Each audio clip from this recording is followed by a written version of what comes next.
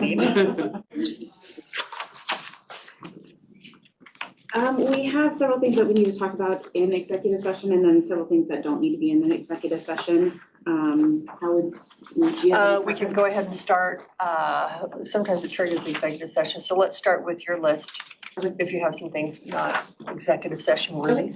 Yep. So let's see here. Go ahead. Do you wanna? So we want to go to Gonzaga and do a bit of a presentation, but to get people to actually show up to your presentations, you have to do food. Do you guys have any issue? I mean, we have, it'd be a small item out of our budget, but do you guys have any issues with us using money for recruitment? It's called training. It's called training, then you can. I Okay. believe that's the key word. So it's not It's not really training. training, it's more Educational, educational, yeah. Yeah. edu training. Okay. Okay, so there you go. Okay. Knock yourself out. Cool. Rob, I don't want to be the only one. Yeah, I mean, if you can make it be training, Mhm. educational, sure. I don't know why recruitment couldn't be food, but I don't know all the rules. Well, you talk to Mandy. She's actually pretty good about researching things. Okay. We allowed some of that at that golf tournament as well, right? Yeah. Okay. Fair enough. Thank you. Nixon? You guys brought up the museum lease agreement yesterday. Did you want to chat about that today or? Rob, were you there? Did you catch it? No. So Danny would like to revisit that, notify the museum that we want to pull that little area to a short plat and then put it up for auction. I think the first question is that something the commissioners want to do? And then the second question would be, the second item would be, then do we need to notify the historical museum, or historical society or whatever? Our county historical. For me, I don't really see a county purpose or gain to really do that, so I don't really support or not support doing it, but kind of lean towards why do it. I mean, I get that they made the request, but it's gonna cost money to do it. And I don't see the real benefit. When you surplus, you can set the minimum Yeah, bid, right? it would, if we did a short plat and it's like $8,000, we can put that on top of the value of the land. So the minimum bid would be, maybe 70,000, I don't know what the value is, but you put it in there. And if you don't meet the minimum, then you don't sell it.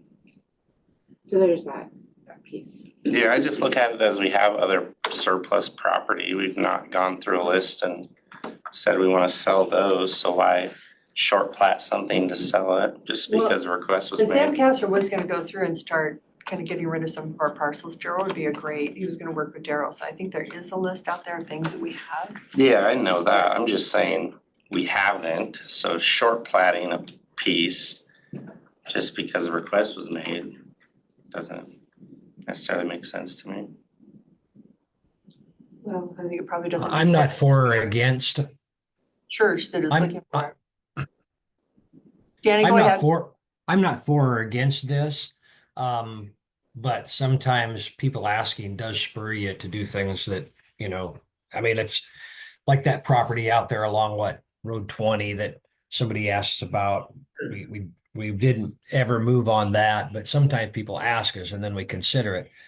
So I'm not opposed or for it. I probably lean more for it just barely because, I have inclinations to want to help them out a little bit, but I'm willing to go with the majority on this. I just wanted to bring it up for discussion because the question's there, and if we don't have we need to have the courtesy at least to respond after thinking about it. So maybe what I would suggest is maybe the commissioners want to take some time to discuss. Well, and I'm okay moving forward on it. Because I have thought about it. It's not an individual, it's actually a group that does a lot of good in the community. So I would be fine moving forward on it and just putting the minimum bid to cover the short plat and move forward on that. But I think we need to visit with the museum. If they are storing treasures on there that need to be moved. Okay, so is that the next step then? Do you guys wanna talk with Yeah, we can notify the museum. and just see how that plays How out do you feel then? about it? Yep, we can do that. Yeah, because we would have to start with the fact of redoing their lease. And they may balk at that. I don't know what the process is. I think we just have a 60-day. Yeah, I think that's what the lease said, a 60-day warning to discontinue the lease. But I don't want to scare them. We're not going to discontinue. We're just going to adjust it as far as what property would be affected. Yeah, I don't recall off the top of my head, but yeah, I believe there was some provisions in there, but I would have to go back and look. Well, and we can also do like a long-term rental, but it's probably in the same thing. You have to go, if you're gonna rent the Lease property, would you would be have to. still go through the surplus process, yeah.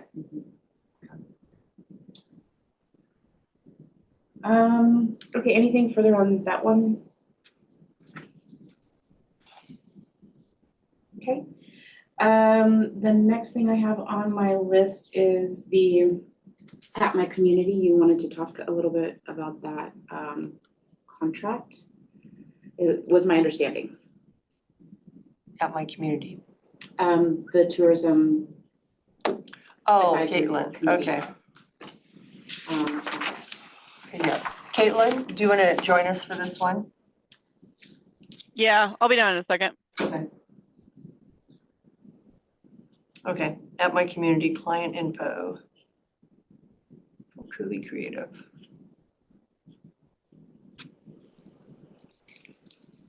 Caitlin's quite fast, so she'll be down here just lickety split.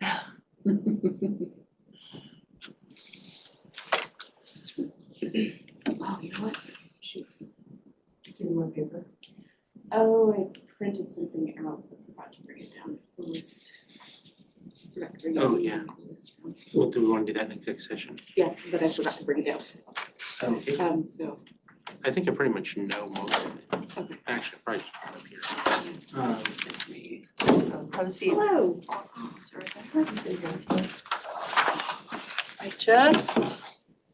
I know you and I we're talking about the contract. My big question, Rochelle reached out yesterday asking about getting reimbursed and everything and told her to put a pin in it just until we have a full answer. But this bit here is what you're talking about, right? Where it says client. Okay, so assuming that we want to move forward with the app, which might be a separate discussion, I just need to know how this bit needs to be formatted if the commissioners were to give her signing authority.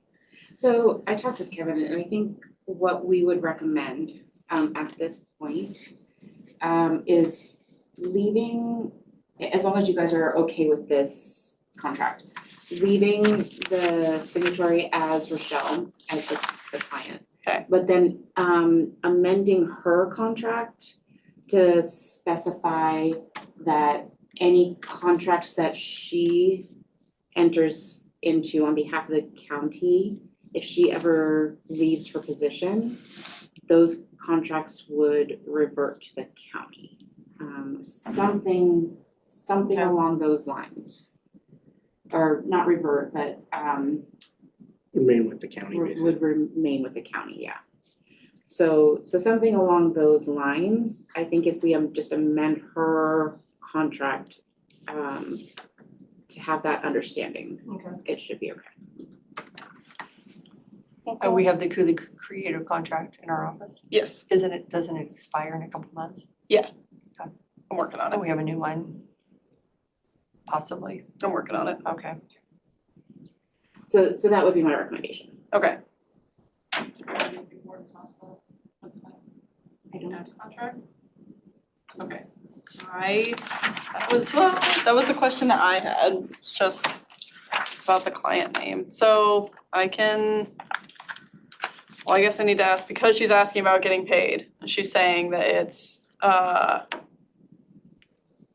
she's having the delay is starting to weigh on my business finances is what she said. So do you want this to be a walk-on because the payables are due this week to sign it, or She probably does have a good month wait now.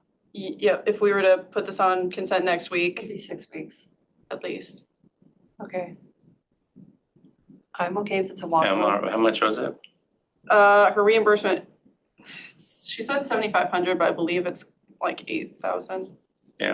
I'm fine with that. Okay, You can talk Brittany or yourself into that's me. Yes, I'll talk myself into putting it as a into the walk-on. walk-on. Okay, Okay, so let me write down Thank that we you. have a Thank you. walk-on.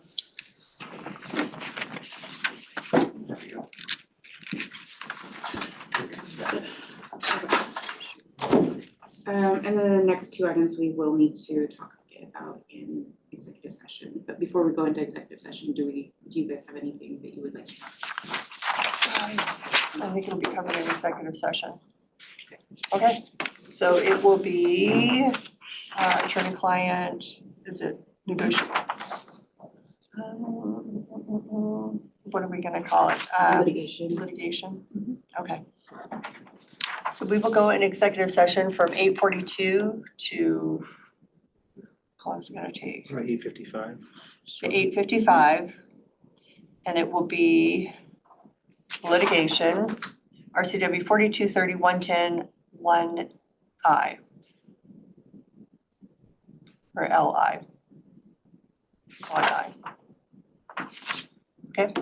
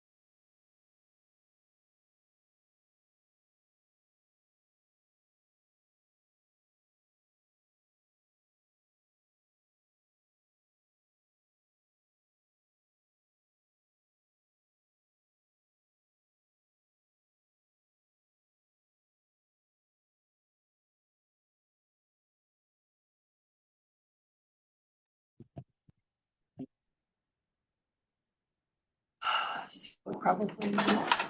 Now we're out. So I guess my question to you is, do we need We to, are out of executive session. my thought would probably be to go back into, well, I don't know, I think we can be generic about it. okay. Okay. My thoughts on the letter is the risk of liability is extremely low. The risk of somebody being able to, like I said, make the link between what the letter is supporting and whatever damages would end up happening is very low. That being said, the risk is not there. So you still do have, there's going to be an element of risk when you support something like that. But we also sign off on the permit or the license. And I think that's why it triggered the letter. I'm not sure. Do you sign off or do you just, No, we have to give your sign off. um, Oh, I mean, this would be a letter. confirmation. First it's a letter and then there's a permit that we have to sign off. Every entity that sells or distributes, not about distributes, but we have to sign, and like a banquet license, if they're gonna serve at a banquet, we have to sign off on that. So I guess my question to you is, what do you perceive as the Banquet. risk? How would you perceive the risk or what do you I mean, perceive? the 1%, we probably would have some ownership in 1% of anytime you're approving something, I don't know, it just feels like we live in the world that there could be a risk, everything's a risk. But they already serve alcohol. So it's not that they're going to be it's not a question of whether they're serving alcohol or not, it's just. I think the manner and how they're, whether it's coming in a can or they can reduce it, I guess, and they could also increase it if they wanted to, but I think Were they requesting to mix hard drinks? they're, Serve canned. well, they're currently selling it in the can. They said they wanted it more control, maybe it's the other way around. Maybe they are moving to, they just want to control it. They felt like they could control it more, so maybe it is more in the can. It was Okay. my understanding based on the letter that it was a pre-canned. Okay. That could be, that would probably give you more control. So. I need to read a little closer. Because I was just trying to figure out how I could change it from the letter Yeah. that the sheriff said. From my perspective, the risk is very low. Okay. But like I said, it's But I not, believe they need it to continue moving forward. um, I'm not sure Yeah. why it has to come from the sheriff and maybe because of the oversight from the county. there is a provision, I can't remember if it's the WAX or Okay. the RCW that the sheriff has to, sign off basically. Okay. But yeah, that would, I don't see it as being a high risk approval Okay. or support. However, but like I said, you certainly can't eliminate the risk. Okay, Rob, your thoughts on it? I don't know if it's being served in a can or if they're mixed drinks. So I was trying to find the letter.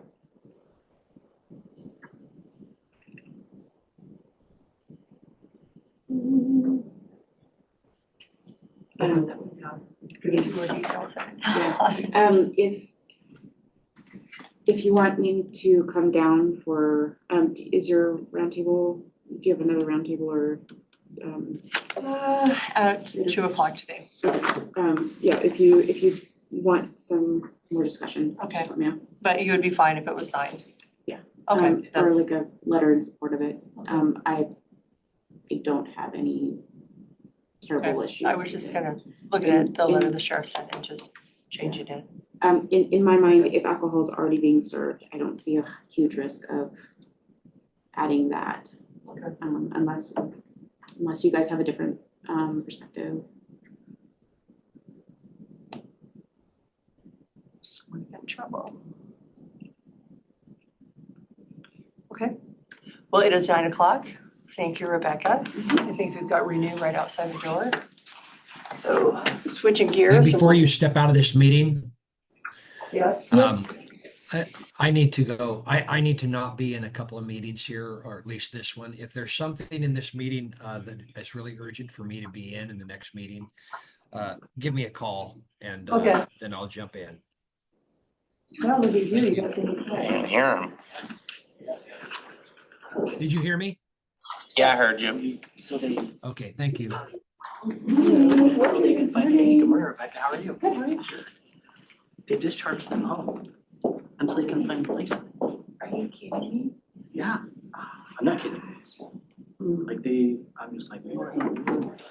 Just so you know, with her too, they send us a paperwork from the hospital that she could not come in, they trespass her. She can only go to kind of like the ER, but not really the hospital. Just like a 6-month trespass, or is it like? I have to go take a look, but I was like, can they even do that? I don't know. Yeah, Are you kidding they me? can, but it's supposed to be limited. It's not supposed to be like a forever. Well, they do that trespass for her. I was like, she can only be, I think, at the ER. Yeah. Because she was there because of mental health again. I was like, what is happening? So, but the training was amazing. Like, I'm still like in wow with that guy, Brian. Oh, wow. He was good. Oh, good. Good afternoon, or good morning, it's 9:02. We are here with Renew, and this meeting is being recorded and will be available on YouTube if you would like to revisit the meeting. Just not quite sure, didn't get enough of us. I just thought the training was awesome. And your final words too, to the group. So powerful. Thank you. 5-star service everywhere. Yeah. I've got a couple things on agenda and I've got some things about the training. Yeah, come on up. How are y'all this morning? Good. Doing good? Fabulous. Awesome. So you did not get an agenda from me last week. The reason being is we were tied up with the training aspects of it. So, but I do have some agenda items. The first couple are just informational for you. The first thing I got is that over the last, just historically, we've had issues with no-show appointments. So clients that are scheduled but then no-show appointments. So I wanted to make you aware that last spring, we purchased a software that goes with our electronic health record that it ties in with that. So now when clients schedule an appointment, a week before the appointment, they get a reminder text, just like if you were at like your dental office or orthodontist. So they get a reminder text a week before to confirm or cancel, and then they get another one 24 hours before their appointment to confirm or cancel. Then that morning of the appointment, we have a staff member, Lisa Stover, that reviews all of the cancels and confirms and turns the appointments green on the schedule, or as they're canceled, we'll find another client to fill it in with. So I just want to make you aware that was something we just implemented on October 1st. And we're trying to see if that's going to make a difference. We have good attendance from our clients and their appointments. So I think that will help us improve some of these no-show rates and keep our staff busy. When did you purchase that? It was last spring that we made it, like April, and we just went live with for all case management appointments and all therapy appointments. And that was October 1st, we went live with that. The other piece of information for you is that for substance use treatment, historically, substance use treatment has only been available at Moses Lake. So if individuals want treatment from Mattawa, Grand Coulee, they'd have to drive down to get their assessment or their individualized outpatient or intensive outpatient program, which we call IOP. That specific program is 3 times a week at 3 hours each time. So we have individuals from Mattawa and other areas that drive an hour to an hour and a half each way. Well, sometimes they don't have a driver's license either. So somebody has to drive them. So someone has to drive them, or they're using transit to come 3 times a week for their 3-hour course. And we were trying to think about ways that we could help reduce that. So beginning November 1st, as a pilot program out of the FREDA office, and maybe just back up, we did expand SUD services to EFREDA last year. So that's been a resource that's been available for adults in EFREDA. But to pilot first, what we're going to do is we're, for the IOP specifically, we are using a telehealth method so that the course will be facilitated at the EFREDA office, but then others around the county that could log in and attend that virtually. What we're asking currently is that they at least go to the office nearest them, but the end goal is they could do it from their phone. We're not there yet, but that's the end goal. We want individuals where they live in Grant County, if they're in substance use treatment, they wouldn't have to travel to one of the sites, they could just do it. Some people, 2 hours. Yes, yeah. Initially, we're starting off with the pilot being facilitated from EFREDA, but that individuals could go to one of their closest clinics and then tie into the EFREDA office virtually. So I think it's a great thing. It's a great way to provide that service and reduce that Is traffic. that during the day or in the evening, the classes? During the day. Okay, so somebody would be in We the have office. one that I think goes until about 6 or 7 o'clock, so early evening. Uh-huh, But yes. but somebody would be in the office. Yeah. That would be a great, Yeah, so it's a great opportunity to provide that service. As it expands more, we would look at those evening groups after hours, so we'd have at least a front desk individual there as well to welcome people in the room. But the end goal would be that someone in Mattawa could be on their cell phone and attend their class. The barriers that we have right now are that if an individual's on their phone and they're not in a private setting, then they have other people walking by, or they could hear or identify people in the group. So that's part of the issue we're trying to work through of how best to deal with that. But yeah, I think it's a pretty innovative idea and a way that we could start to provide better access for that service. Okay, so the other thing I had on the agenda is bilingual stipends. So just some background on this is that our union employees receive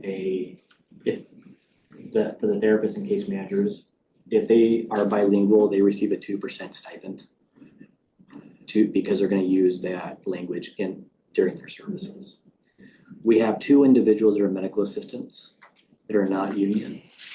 And we did get approval from the board and from HR last year to implement a 2% stipend for these individuals because they are always using their other languages in these visits. For some reason, there's been this roadblock that we haven't been able to get it to happen. And I don't know where it stops. I think it's because accounting didn't have a way to add a code to give a non-union employee a stipend. But it's been a barrier, and the staff, these 2 staff specifically, are starting to feel like, what's happened to this? You guys promised that this was going to be something that would come to pass. It hasn't happened yet. We're a year out on trying to get this through. I still want to advocate for that. They do use that. They use Spanish on a daily basis.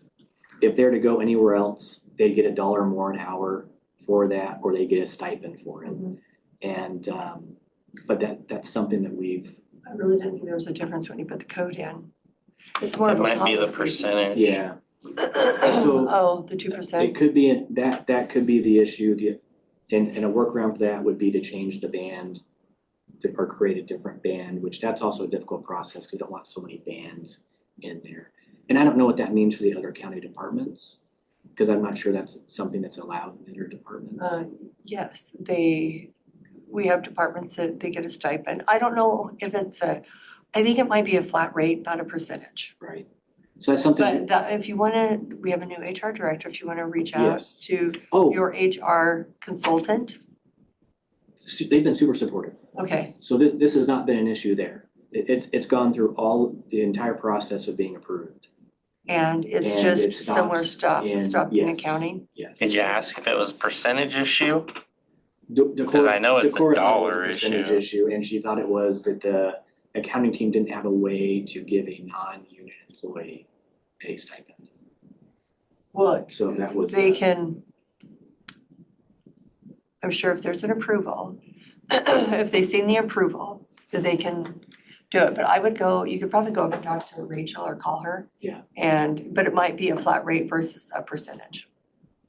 But I know we've done employees that are non-union. Yes. Yeah. So I just wanted to make you aware of that. What's the 2%? I'm very confident we have given stipends to employees that are non-union. Okay. What's Well, the amount of 2%? we do, I don't have that for you. I can get that for you though. But I will work with Decorah on that. They've been super supportive. It's been a year and they keep asking, where's this Yeah, at? I would maybe run it down and maybe instead of a percentage, just change it to a flat rate. Okay.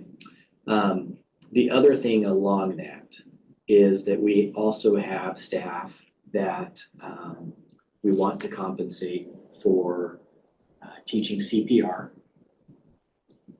teaching crisis prevention intervention, teaching strengthening families, and I think I have one more.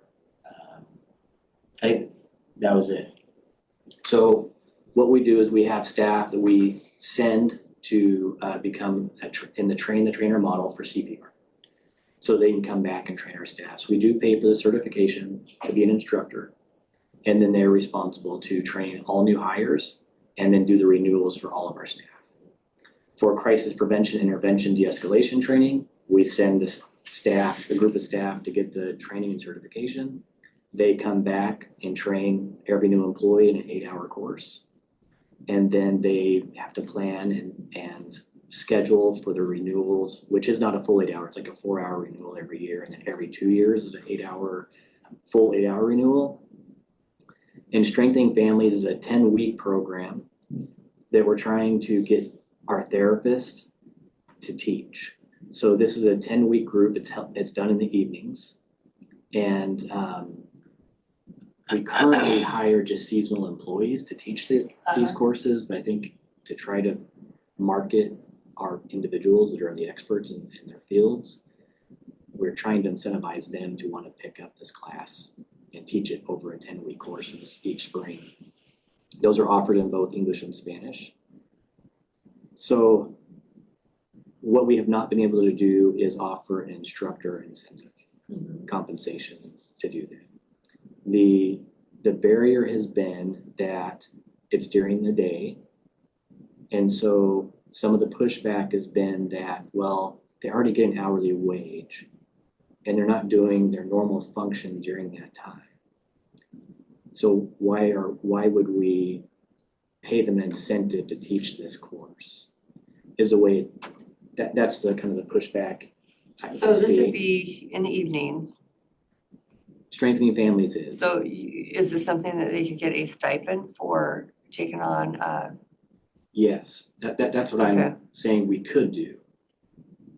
The instructor aspect of it is where I've kind of hit that roadblock of, well, we already paid them their hourly rate. We've already paid them for the certification and the training. Why do we need to pay them now an incentive to teach the course? And I'm saying because it's different than their regular work. It's different than what they're hired to do. They're saying, "Oh, I would love to teach this class." And then I came across like the sheriff's office had that advertisement where they do like a 2% or whatever for their instructors. And so I think what I'm proposing is that we do we work with HR to come up with a rate that they could be paid Well, when they're teaching it, so that it's not, they don't just get a constant Okay. increase, it's just when they're doing it. We had somebody in our office, we did the stipend because we had the Japanese exchange, so most of the stuff happened after hours or, so they did get a stipend for that. And then if they were working on it, they actually had to take time off of work because they were paid separately than work. So if they spent the day with the Japanese, they had to take time off. But they did get a stipend. And the sheriff office does. I'm trying to think who, but yeah, we do have, HR would know better. Yes. Would be I'm more working with informed on what stipend, you know, what I'm working with stipends are. HR on this, so I just didn't want any surprises. But you could put a fee for the classes taught, you know, whether it's whatever that fee, whoever teaches this class, this is a fee that's associated This is what with it's it. worth. Mhm. Yeah, the other. Because that is in addition, they still would work during the day typically, they're not trading hours, like taking a Friday off and having. Yeah. The evenings, I can get around, I think, it's during the, CPR is during the day, Okay, and that's where we're. Public Works had a CPR trainer and he did get paid a little bit more, he did get a stipend for teaching CPR. Yeah, so I just want you guys aware, what we're trying to work on to help in these situations. But like I said, HR's been great. Mhm. They're just helping me come up with ideas on how best to do that, but wanted you aware of that. But I think maybe looking at these as flat rate type of thing, or looking at the matrix, maybe a better option for us than trying to do a percentage type thing. Absolutely. And then my last item is just to discuss the training that we just had this last week. It's really good. Yeah, it was so good. And I was so impressed, you knew how to pronounce your name, I didn't realize you went to every table and, yeah, ask how to pronounce names. This was hands down the best leadership training I've ever had. What I loved about it was his level of engagement, and that he knew everybody by name, even though we had our nameplates, but he still called us by our names throughout the whole training, which I really appreciated. But the content in the training, I really loved it. I loved that he walked us through the definition of each leadership style. And I've always kind of thought, well, you have a leadership style, or like you're more one way or the other. And he was training us that you need to know each leadership style because you need to know how people are going to respond in each situation so that you can adjust your leadership style to how they're going to respond. Or in mental health treatment, we're always doing individualized treatment plans. And so we are adjusting our counseling visits to what the needs of the patient or client is, and not comparing leadership to that specifically, but it's that same mindset of knowing our staff well enough and developing relationships with them where we know how to interact from a leadership, which style of leadership is going to promote them, get the best out of them is basically what he was showing. And then he used examples of different types of employees and The wet blanket, yeah, I'm like, which what's the wet leadership- blanket? what leadership styles to use, and then he did some role play with that. But this is the foundational piece that I think I was looking for when I was looking at this training. And the reason we're looking at it was because I feel like whether it's county or just behavioral health programs themselves, and this is not just Grant County, I'm talking about everywhere. People get promoted into positions because they're good at their job. And then you actually took probably the best one, and now you made them a supervisor and you lost that expertise at that one level. But now you brought someone to a supervisory position that was really great at their job, really good person, stays on task. But do they have the skills now to be raised among their peers, to train, to motivate, to inspire, and to lead this team? And so I think this specific training really laid that groundwork of that foundational piece for them to start to grow and to realize, oh, this is what my role is as a supervisor or manager, and how can we build upon that? So I was really grateful that we were able to bring Dr. Williams in. I think it was incredible. He's usually doing keynote speaking around, he goes all over the world. And he's Literally all over the world. All over. And he typically will be in the US in Las Vegas and does a big conference there. Down in Florida, down by the Keys, does a big conference. And so the cost of trying to send staff to him would have just has been an incredible amount, so it's really great we're able to bring them in for the costs that we did. I wish though that when we extended it to all department heads, and it was only juvenile justice and then Tom Gaines' team that responded. And so I just feel like that was a free training for the whole county.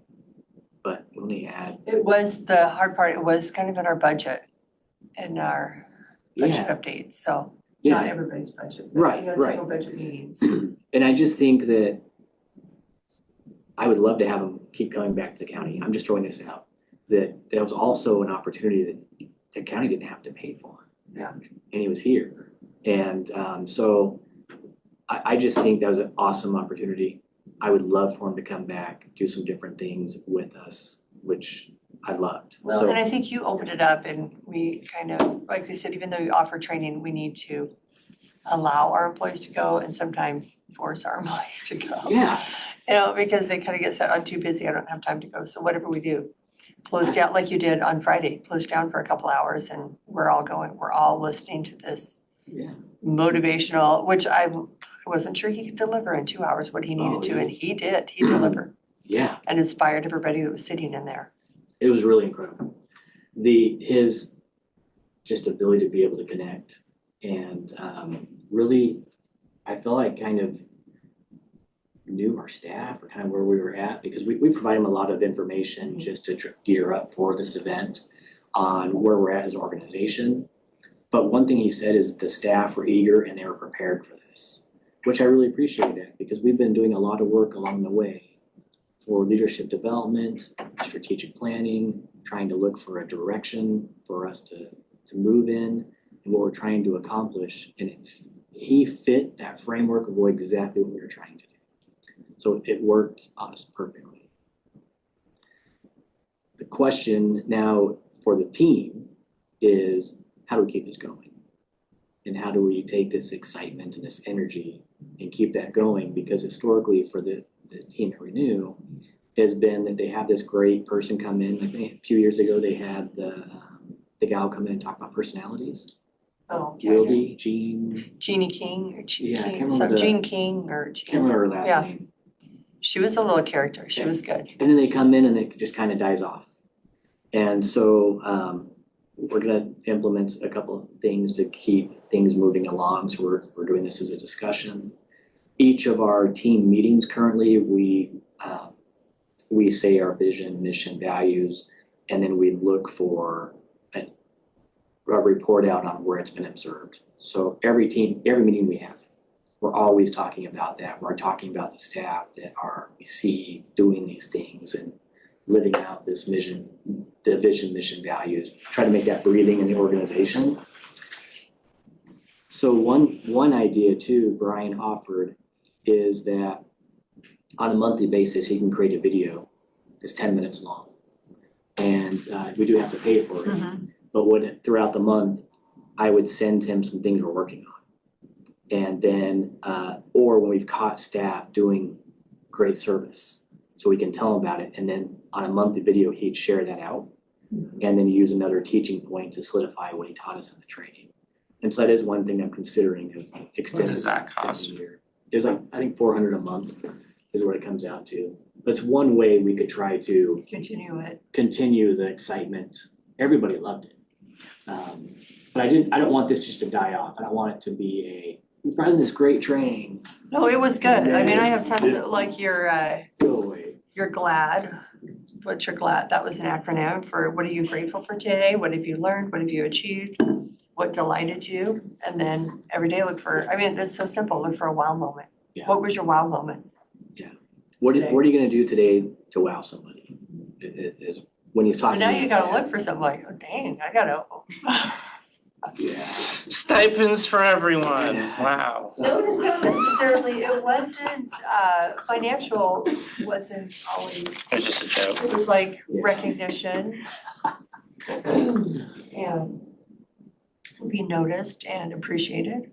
Yeah, one of the things he talked about on recognition was that sometimes as leaders, we find a way to recognize people, whether it's giving a plaque or just acknowledging how many years of service. But we're not actually going to the individuals and knowing what their preference is. And I was like, wow, how many times have I done that? Just thought, oh, if I just Oh, they're mention gonna like them, this. if I just mention Yes, them, yeah. then they're gonna like that. But that's not for everybody. We have one employee that's been with us for 30 years, and they wanted to do a plaque and acknowledge her, but that's not what she didn't want to be recognized in front of everybody. She wanted something more private. And now I can appreciate that, because I was like, oh, we could do this kind of hoopla, 30 years, that's a big deal. But that's not how she felt valued. She wanted to be recognized. They did call somebody out on the stage and appreciated them, or it's like, don't you ever do that to me again. Yeah, so Oh. it was super neat. I just thought the 1.5 days with him, we had our team there, juvenile justice, and then the supervisor manager from Confluence also attended. We invited Samaritan, we invited Community Health, we invited Thriving Together, and then all the department heads, and so we had, I think, 40 people total is what we ended up with in the room, which I think turned out pretty good. Yeah. I don't know how It was that- still small enough that it felt like it was very personal. Yes, Personable. I don't know how that room sits like 120, but I felt like, yeah, but I There were felt quite a few like people there. in the room, the way that we had it spaced out, it felt very good. Yeah, it was huge. Yeah. But he was also, yeah, he could walk around and interact, and he was in your row, he was calling you out by name, and Yeah, Very interactive, very very good. I think everybody really learned from it. yes. How'd this compare to your Baldridge stuff? So it ties in. He was a Baldridge examiner, so he's one of the individuals that goes to these sites and decides if they're gonna get the national award or not, that's signed by the president. So that was he went through the Baldridge program. That's what made him a good leader. And then he started to, as people applied for this award, he'd go to those sites and examine it and make sure they were doing all the process. So, and that's how I became aware of him. It was through this Baldridge experience. He started working at 15 years old in St. Thomas at the Ritz-Carlton as a busboy. And so he shared multiple stories about setting up dinners at the beach, and he would call himself the CEO of his position.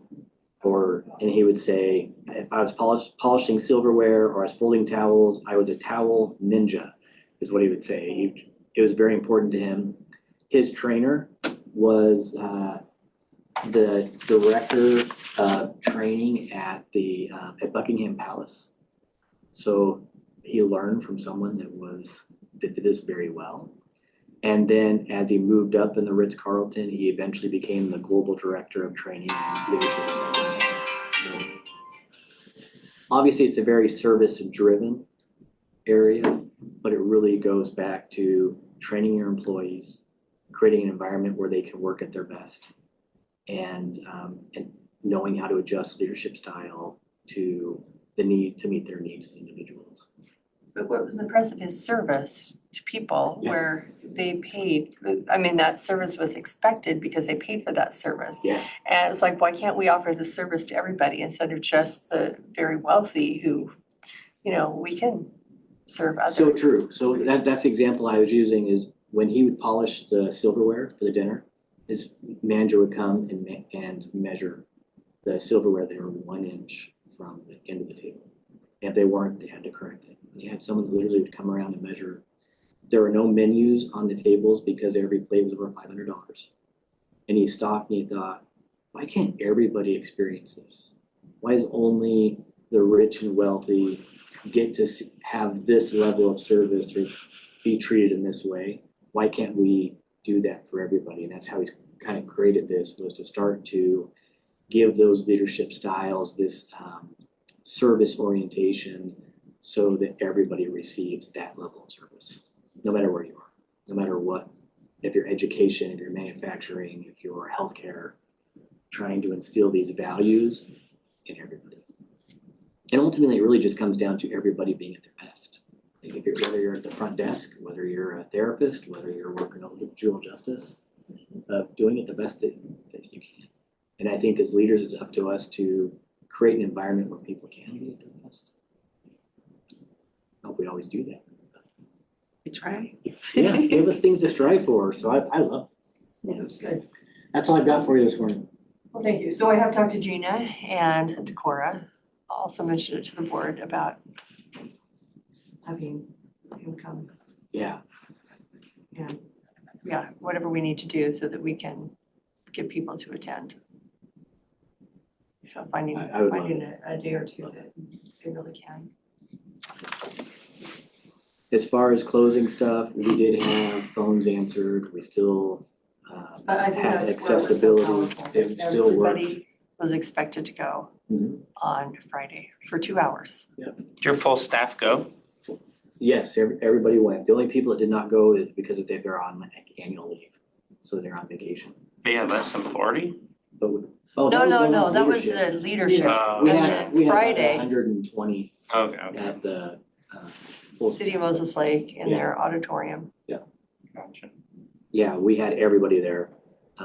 We made it mandatory. Even the people that work a 4-day week, we had them come and they're being paid for being there. So, Yeah, and I think that's important to. yeah. And Yeah, if they left good on it, I mean, doing that monthly would be good, and then I would probably have another training to pop off in into February, early Yeah. March, that way you can keep rolling. Just keep, You need to keep it rolling through the winter when everybody gets down and yeah, in the dumps, yeah.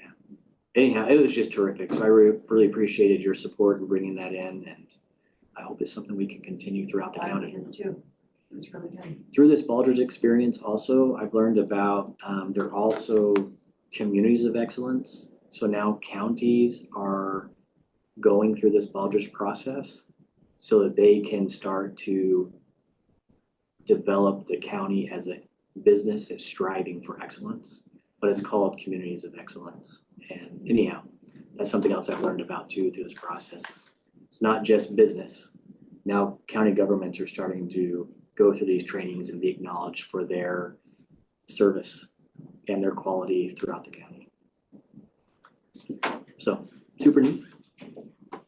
And I also want to go to Bali, because the people are so nice after he's talking it up. On my next vacation.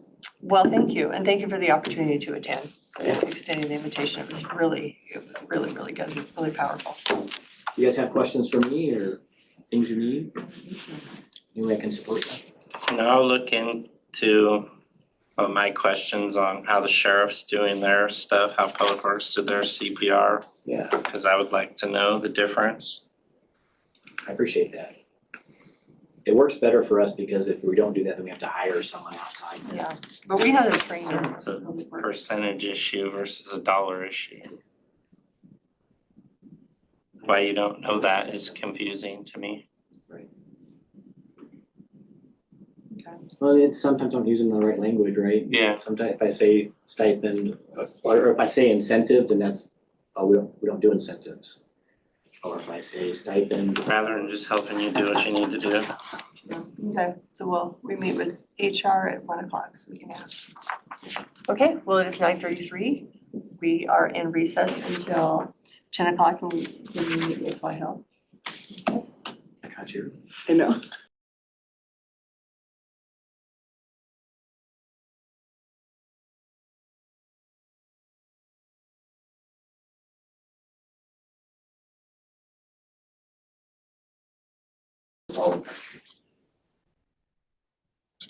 Good morning, it's 10:30. We are here with Kim Allen from the clerk's office. We are recording this meeting and it will be available on YouTube.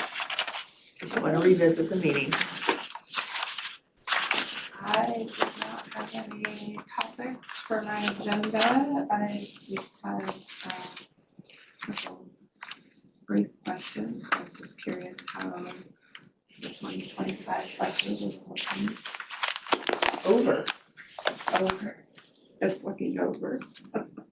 Yeah, I think we're a little over budget. Uh-oh. Well, we took 4 million to balance it and then with some capital, we're over a bit, a couple million, and then had a few employees in. We have quite a few employees that will kick it up as well if we do all the employee requests. So I'm feeling like this may be the year that we're not gonna say yes to everything.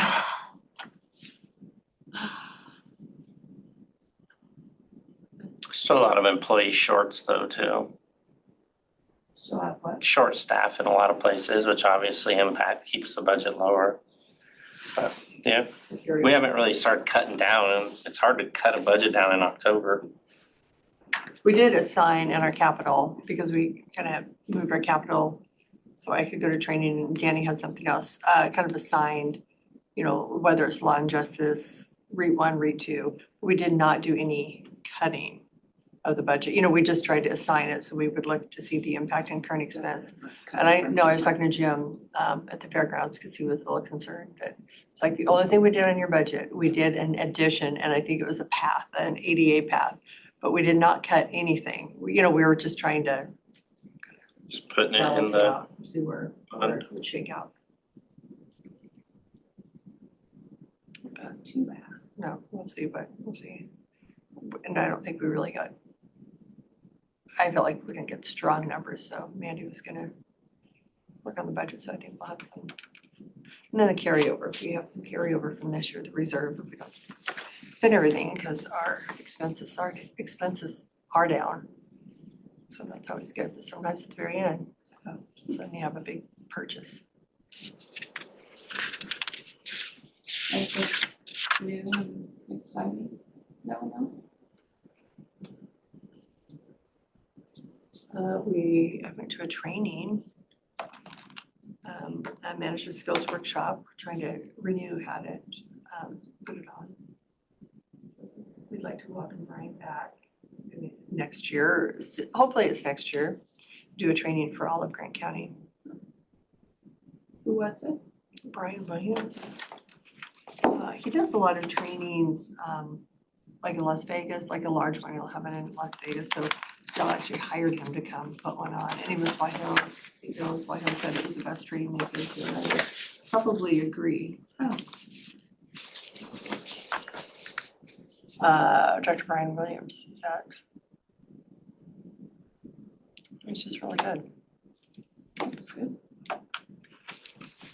And it still is doing a training, signed up to do, what's it called, his training? Aldridge.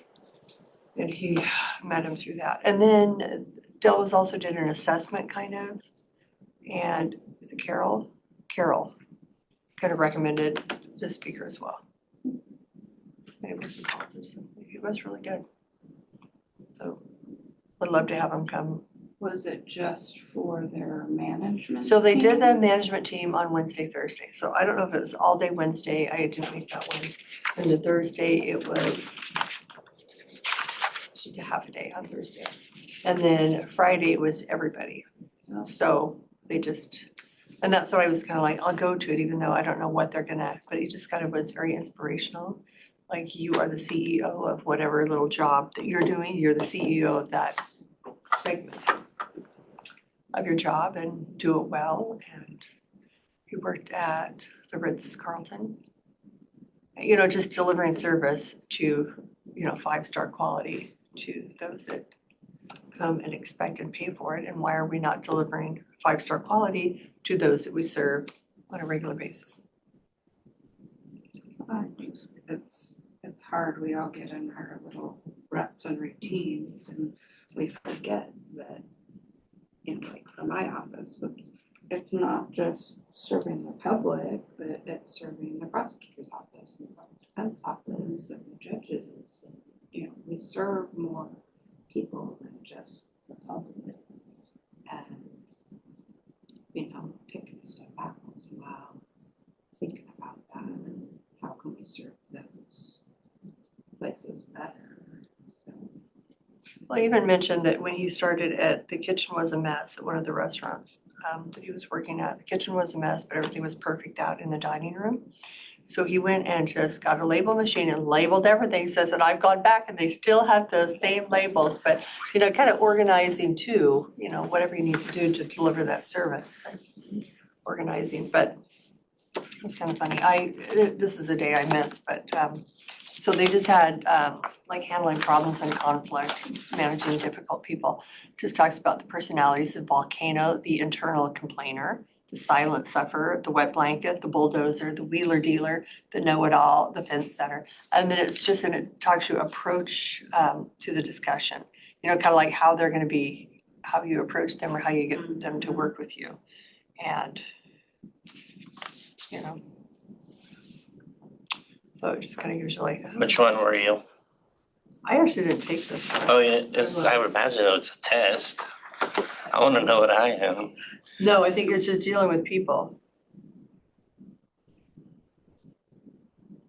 A mixture of them.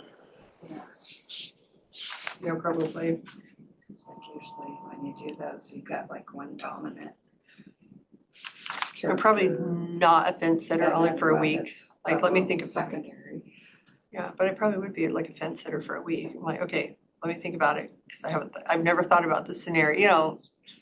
But, you know, there probably we all have some things, probably would be a know-it-all and I don't know, probably the bulldozer, I don't know. Standing up to, yeah. He is getting ready to go to Ukraine, Oh, that's right. so he's looking today. He's going there and hopefully coming back. Yeah, hopefully coming back. He's not worried. His kids are worried.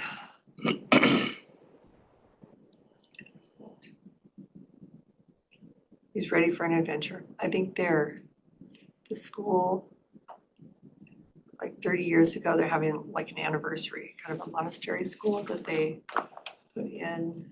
I think he said it was 30 years ago, so they're kind of having a little anniversary, and that's why he's going back. Nobody comes back to you. So, yeah. I think he just had a lot to do, probably on the farm at home, winterize and get everything ready, get everything in order. So he was kind of calling in and out, but I think they literally fly out this afternoon, tonight. So, Election day, TikTok. Hmm? TikTok. Whatever, it's not in my hands. what is it? Election day, Oh, taken down. It's one of those bittersweet things. just glad, I'm just Like you usually could- just glad when it's over. It doesn't really matter, it's just be nice to be over. I'm not even, It's been pretty quiet this election. that was from last time. I haven't voted this time. Trying to decide if I'm gonna vote for District 2 still. Oh gosh, yeah, there have been days like, I don't think I'm even gonna vote for myself. I'm sure if my family voted, not be voting. for Voted me. against you. No, I wouldn't. Yeah, there are days. Yeah, well, I think in the next election, there's definitely gonna be, in 2 years, a lot of change.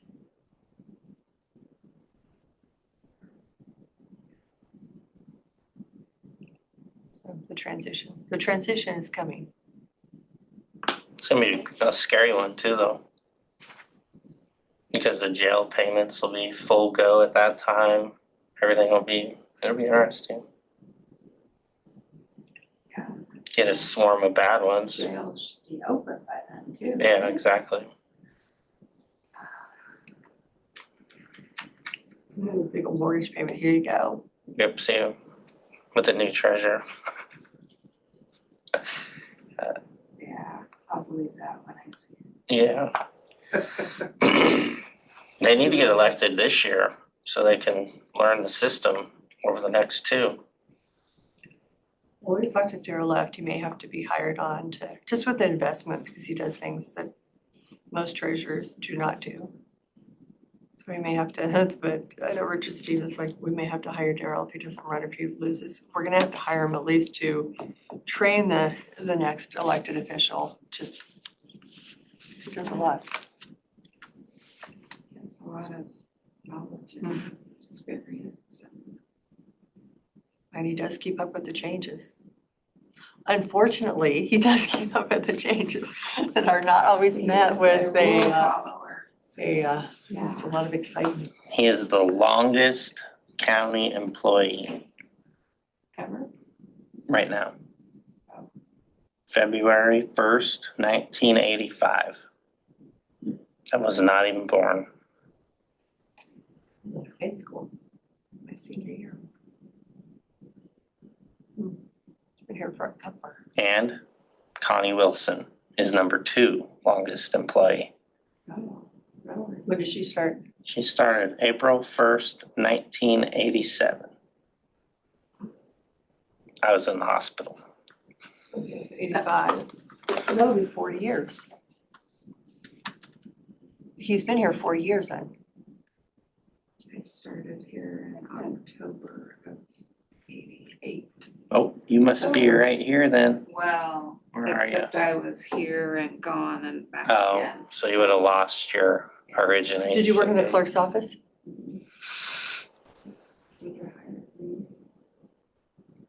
It's like Missy started in district court, I believe. Yeah, Missy's in the top 12.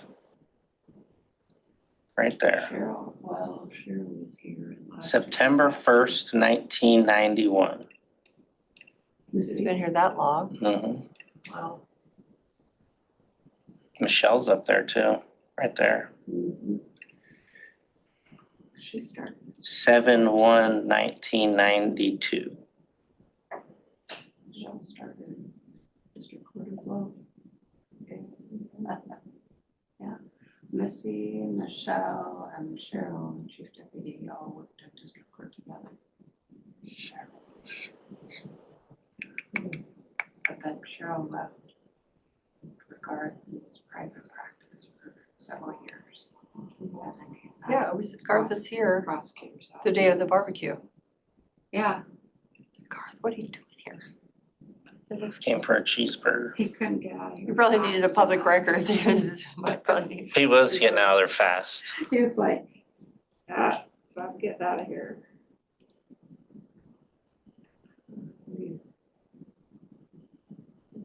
Finished on my 17th year, right? Yeah, this year. It was my 18th. Maybe it's I finished it on my 18th year. Didn't we run together? You've got to be one of the longest seated clerks right now in the state, because there's 2 commissioners, and I think one, I don't know if he's gonna make it for the next 2 years. Kathy Martin from Walla Walla. That's where she must have started there when she was 12. She's been a long time. You haven't always had an opponent. No, I didn't have an opponent until the last election. And I got 2. I have not had an opponent all but one. Yeah, I don't know after Kathy. As long as Tammy Omby from Ponderay County and I came in the same year. Oh, okay. So her and I.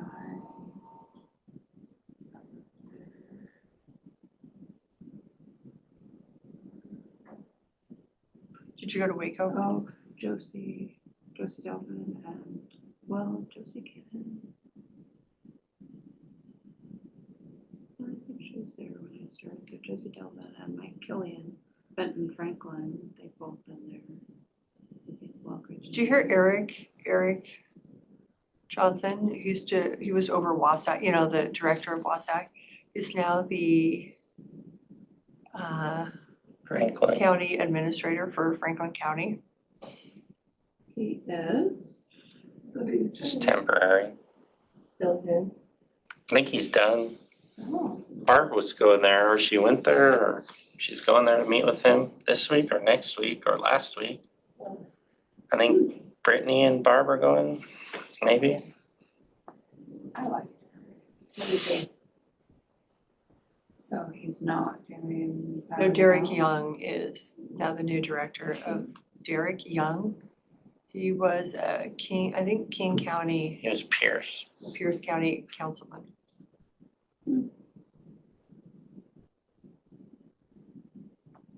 Somebody from the west side. So did Eric step down? No, I think he just retired. Oh, He retired, was it this year? And then I didn't make it to his birthday. He's impressive. That's an impressive guy. He is. I got on an airport or on an elevator in somewhere, hoodie, shorts, backpack, and he knew who I was. And I was like, this isn't even a county, like it was personal. It's weird. I was like, wow, you're impressive. No, and he knew a lot of things, so you could reach out and ask him, like, how do you handle this, how do you? When I was president of the Clerks Association, I reached out to him a lot. He just had a lot of knowledge, Issues and stuff, yeah. Just trying to but I'm sure coordinate. Derek, yeah, I don't know how Coordinate long Derek's efforts. been the county commissioner, but, or a council, county commissioner, council, council member. But I believe Derek was a council, came from a councilmanic commission. Yeah, I'm sure he's getting things whipped up over in Franklin County. It's always a struggle, Benton Franklin. Benton always seems to have the money and Franklin is, joined at the head. So I don't know. It seems like money is always an issue. It's like, because they're a joint judicial district, so they share judges. And it's always like, Benton gets all these things and Franklin's like, not us. How many judges they have? 5? Or 7. Well, they're a lot like Cheline and Douglas, where they join forces on things. Cheline Douglas, they're not a joint judicial. No, but they're, not in the judicial, but on the, like they're homeless and a lot of the things they are. Cheline Douglas kind of. Just a little bit of water that separates them, but they work closely together. So their housing, behavioral health. That's another one though, that seems like Cheline County usually has more money and Douglas does not, but they partner on. Well, they kind of serve the same people, just across the bridge for services, yeah. Cheline has the medical facilities where Douglas does not. What got you going on your tours to juvenile facilities? Just curiosity, finally like understanding enough that I can start to do some learning on stuff that I want to do. So I just thought if I'm gonna do juvenile, I might as well do it all right, one after another. Where did you go? Echo Glen, That's Black. Snoqualmie.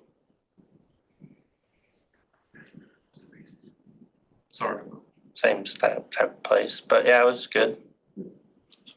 And then I've been to Sunrise now, then we'll go to Chelan and then Green Hill. And that'll kind of be the tour if you were to get in trouble as a youth. I didn't realize Sunrise was still operating. We have quite a few county staff that work there. Is it a county? No, it's state, DCYF. Oh, I didn't know we had county employees that worked there. Brittany works there. A couple others. Like I knew just Brittany. part-time? Oh, so they're. Yeah, it's just County interesting. employees, but they Yeah. work their Weekend. off hours. Yeah. How many people do they have there Where? at Sunrise? I'm not sure.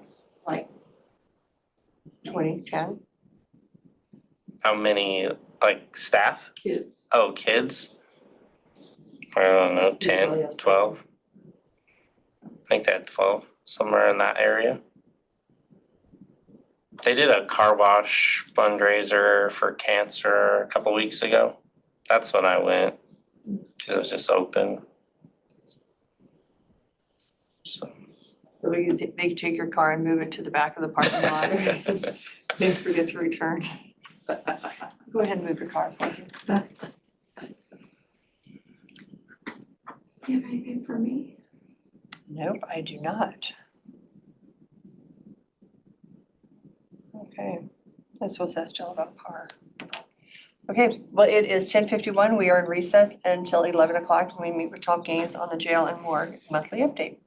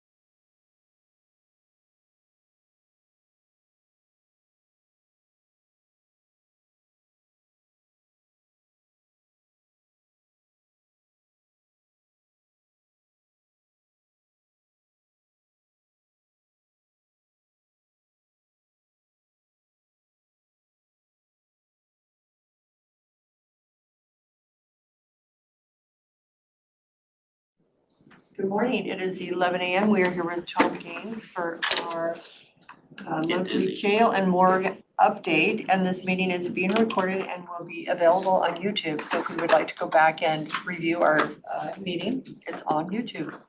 Welcome, Tom. Well, thank you. Good morning. I'll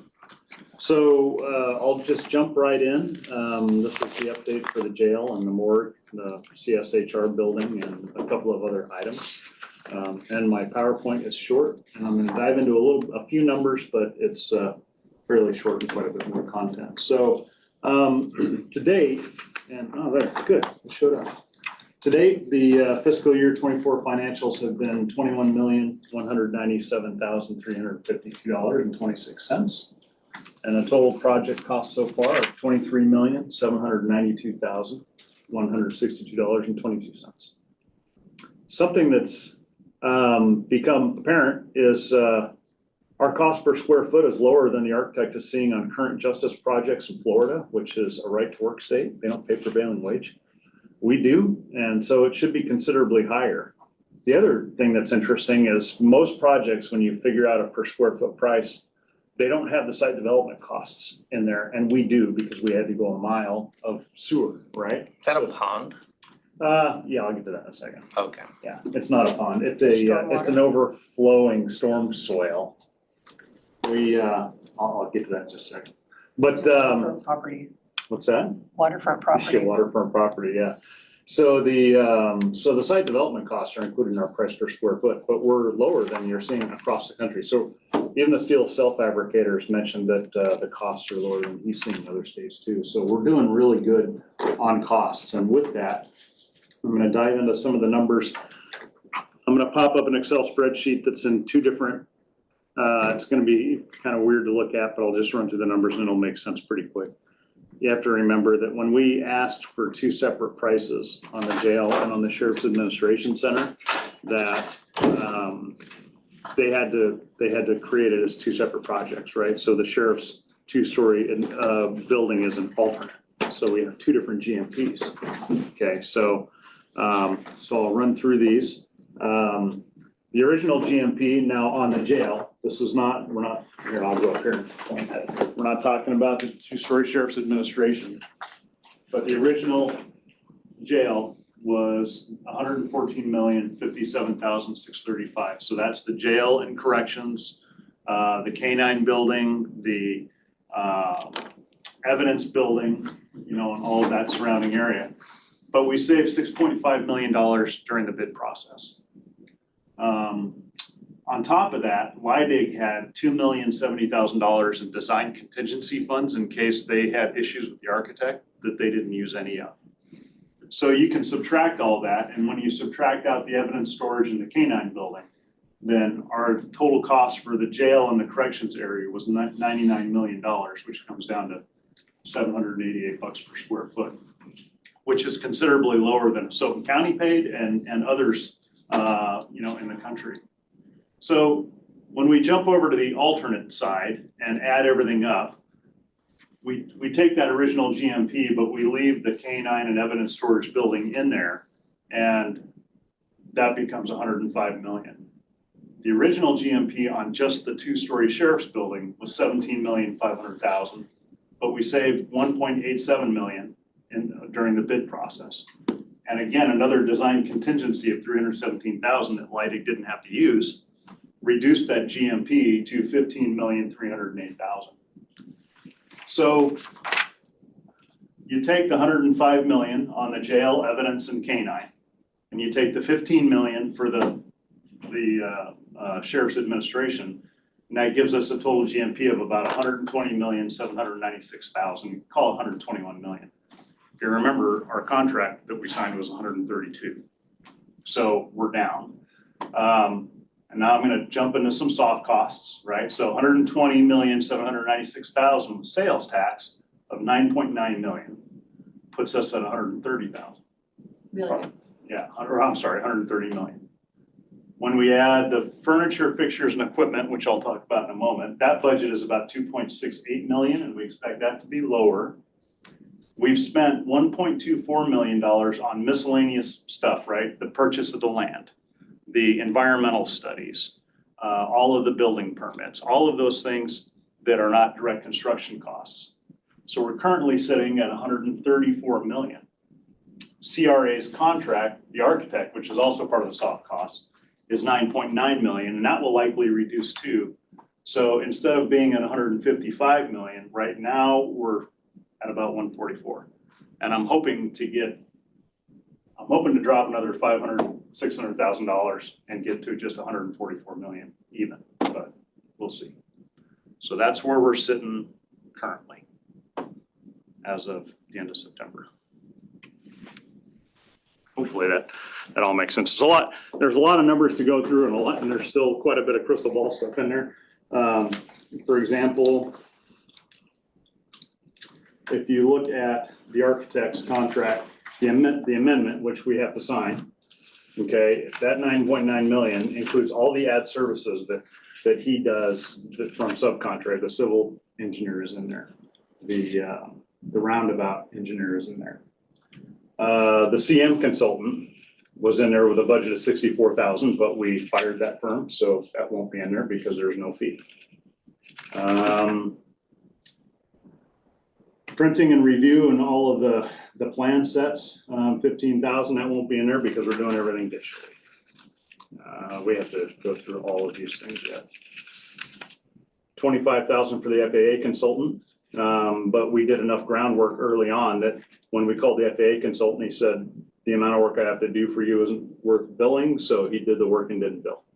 So just, Well, that's 25 grand saved. Actually going through line item by line item to Well, we have review. to.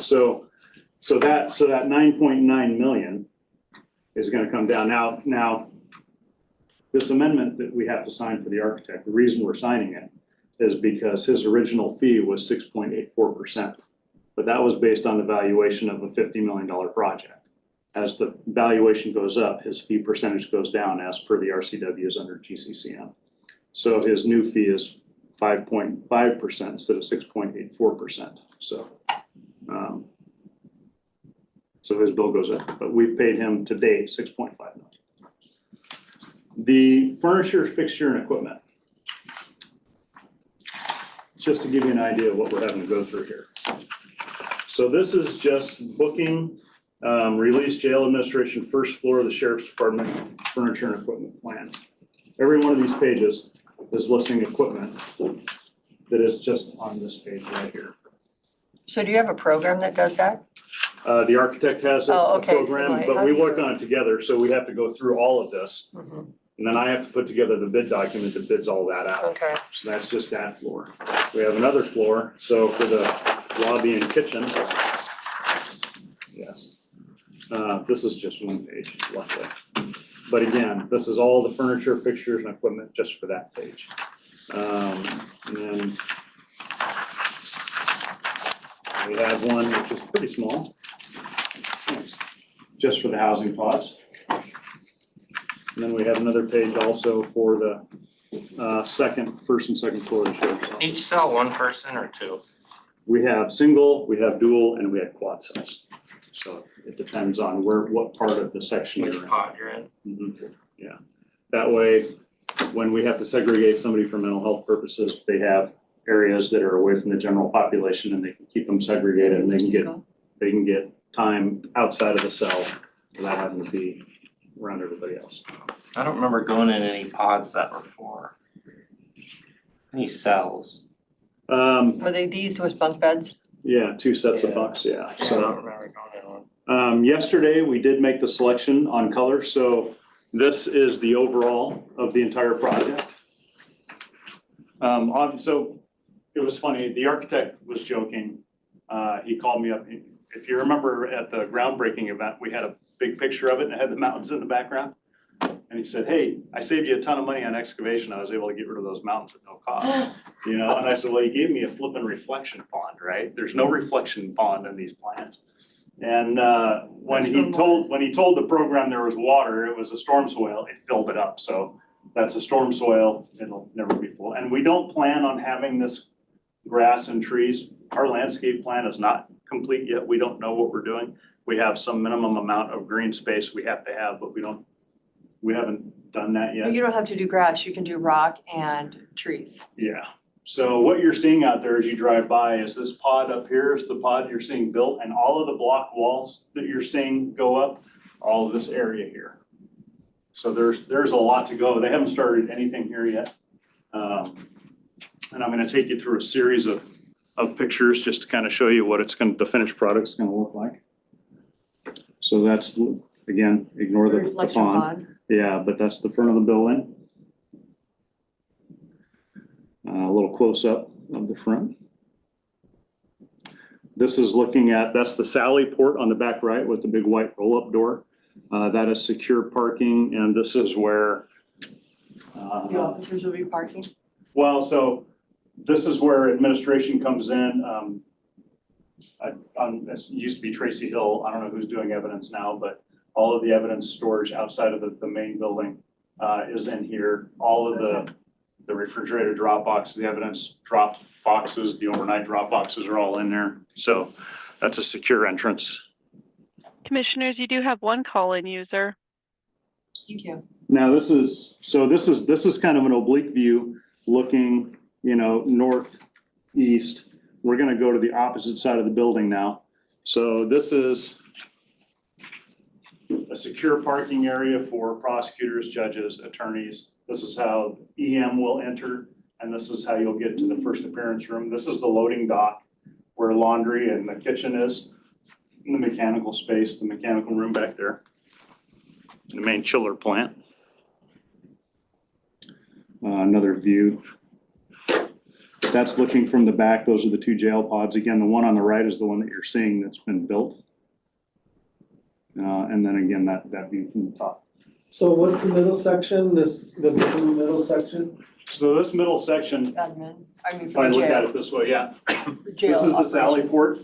This is intake and DUI hold and booking, and the infirmary and kitchen and laundry. So that would have been, if we didn't do the office, it's everything that could run the jail without the admin. Right, yeah, this two-story building here is just sheriff's administrative, all of the departments within the sheriff's umbrella, emergency management. So the other thing to keep in mind is because the core of the building is the infirmary, kitchen and laundry, those were built for a future expansion of 1024. So we don't have to worry about that. If in 40 years, they say we need another pod, you can build the other pod and the services are built in. So we're trying to do our best to future-proof it without going insane. So we wouldn't have the right-hand side image done, just at the base ready. Or are we building that right-hand side? No, you're talking about this here? No, the top, the pods. Yes, that's 256 beds, 256 beds. So that's 512 beds, and then we can do 2 more pods directly behind it. Oh, okay. And by doing it this way, we don't have to have elevators, we can transport everything on the ground. Yeah. And then the canine area is back here, it's kind of out of view. And this is the evidence storage building, armory.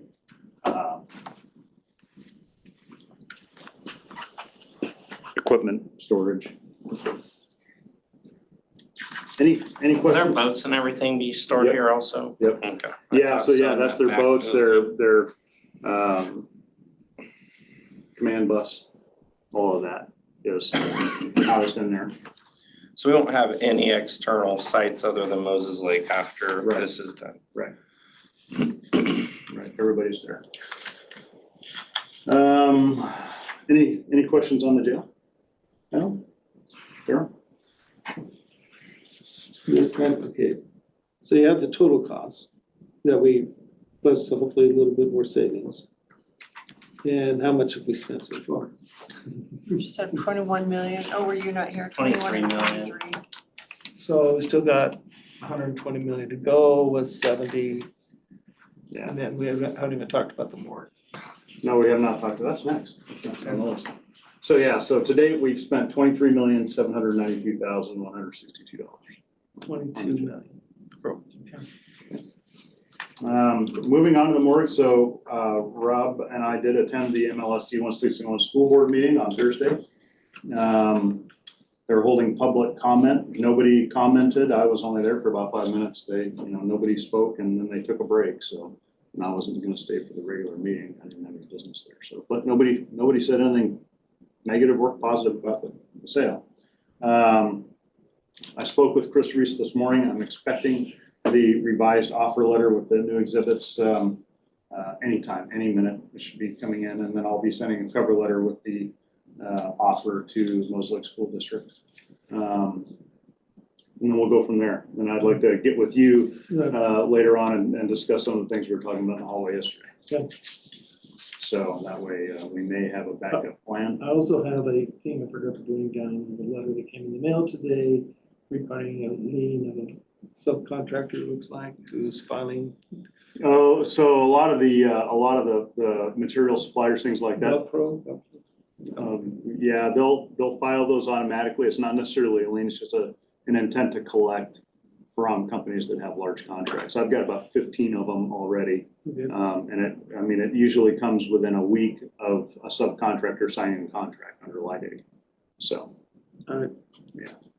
But if I could get a copy of it, that would be great. If they do accept the offer, and we can start moving forward on this, there are some questions we're gonna have to answer pretty quick. We'll get Will, CRA, under contract. They were the selected architect for the morgue. And then we need to settle on the size of the office. Is it gonna be regionally sized as Tom Dent inquired? Or will it be limited to just what we need? I think some of those questions are still hanging out there. I don't know when the last time Craig sat down with the commissioners and said, these are my actual space needs. I know we needed to make it a little bit bigger, at least 2 offices larger. But Tom Dent did inquire about having a regionally sized morgue. He mentioned Kittitas County. Well, that's because everybody wants to have the regional morgue location, Kittitas. I think even Tri-Cities had mentioned it. Yeah.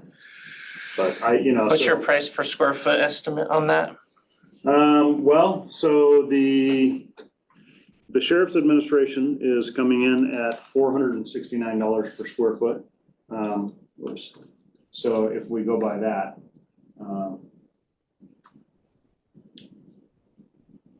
it could be about that, maybe even a little bit less, but somewhere in there, I would say between. So I think that's 5,200 was too small. Yeah. 10,000 was regional, so probably 7,200 to 7,500. So you're looking $3.5 million. $3.5 to $4 million. Yeah. 5, probably like 5 million. Well, ground purchase. What's the size of the ground that you're needing for this? Well, what they surplus is 100,000 square feet. So. How many acres is that? 2. Yeah.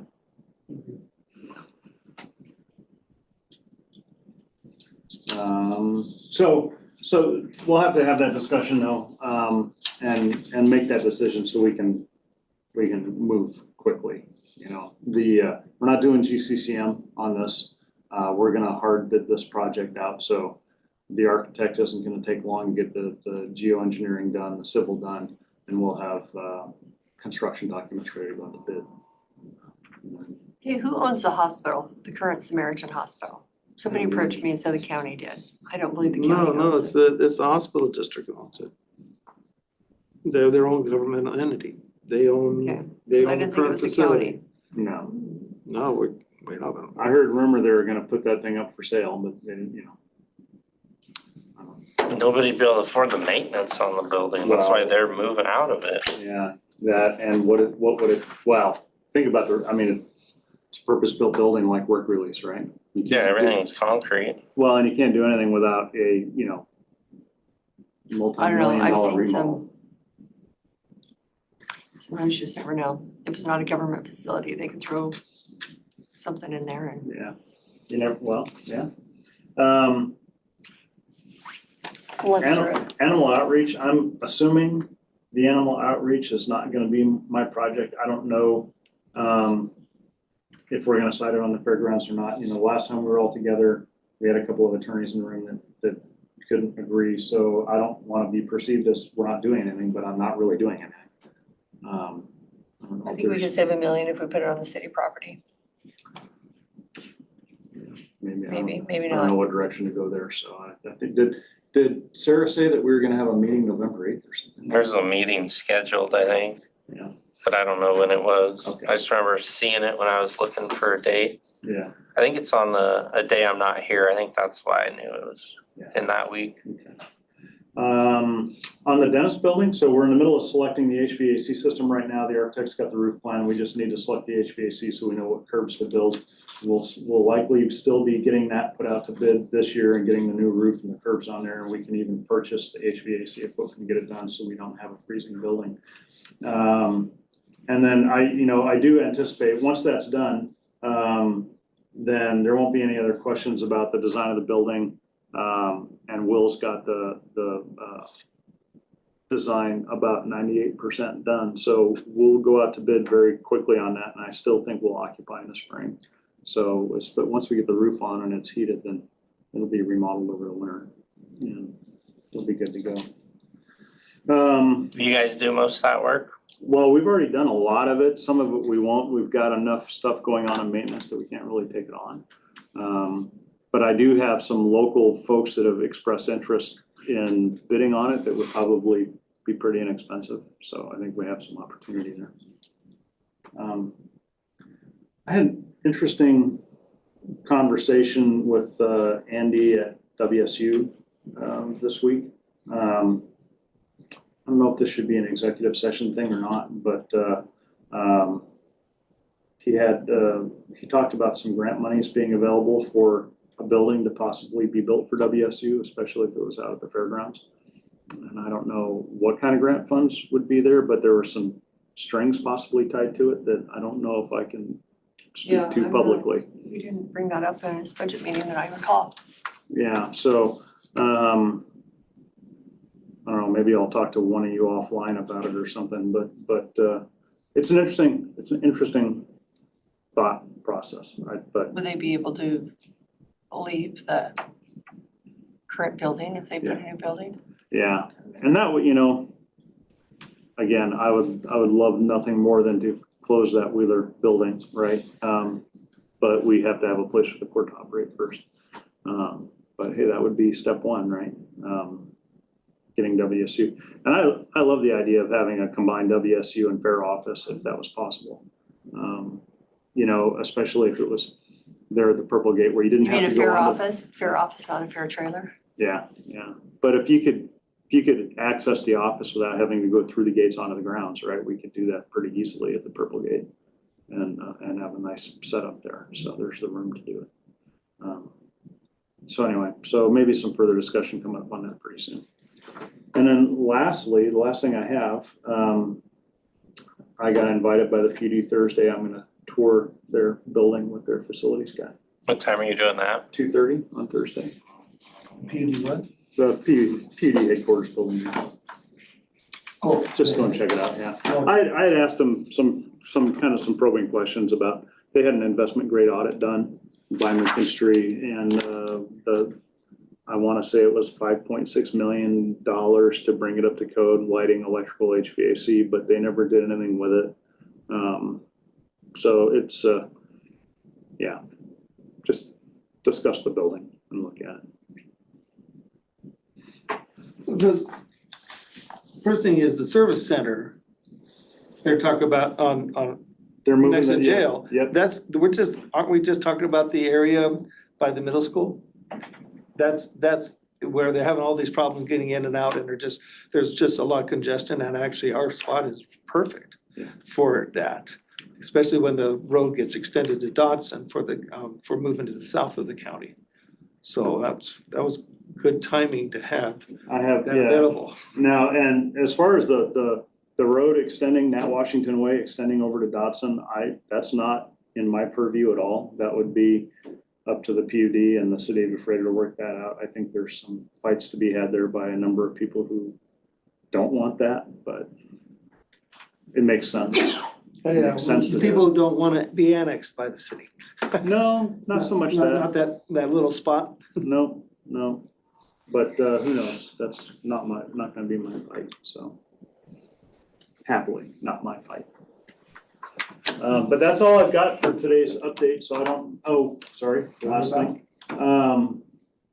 So the budget, that the sheriff had asked for the mattress money, things like that, I was talking to the architect, I said, hey, I've gone through this furniture, fixtures and equipment plan, I don't see mattresses, I don't see this, and he goes, well, those are the startup costs. I said, I thought that was all included. He goes, no, that's a separate deal. I said, okay, well, I need your schedule for startup costs, so I understand what they are. So I'm supposed to have that, if not today, tomorrow, and make sure that I'm coordinating with the jail. You know, what they're asking for, what they're planning on storing, so. Because there are some startup costs, you know, we will, there will be, you know, for that 2-story sheriff's administration building, that'll be in addition to Del Sol's contract, I'm sure, for custodial services. And, you know, we're on, well, I think all the soap dispensers, toilet paper dispensers, paper towel dispensers, the butt gasket dispensers, those are all in Leidig's contract, so, yeah. And the timing of the roundabout? So the timing of the roundabout, it'll be completed before we occupy, and we plan on occupying in the spring of '26. So it'll be completed before then. You think the state would take that, 6% of $10 million and put a roundabout in? Thing. Or, the 6% of 150 million? Well, you know, we need to have a follow-up conversation with Tom Dent too. He said he was gonna talk to somebody, and I'd like to know if he did or didn't.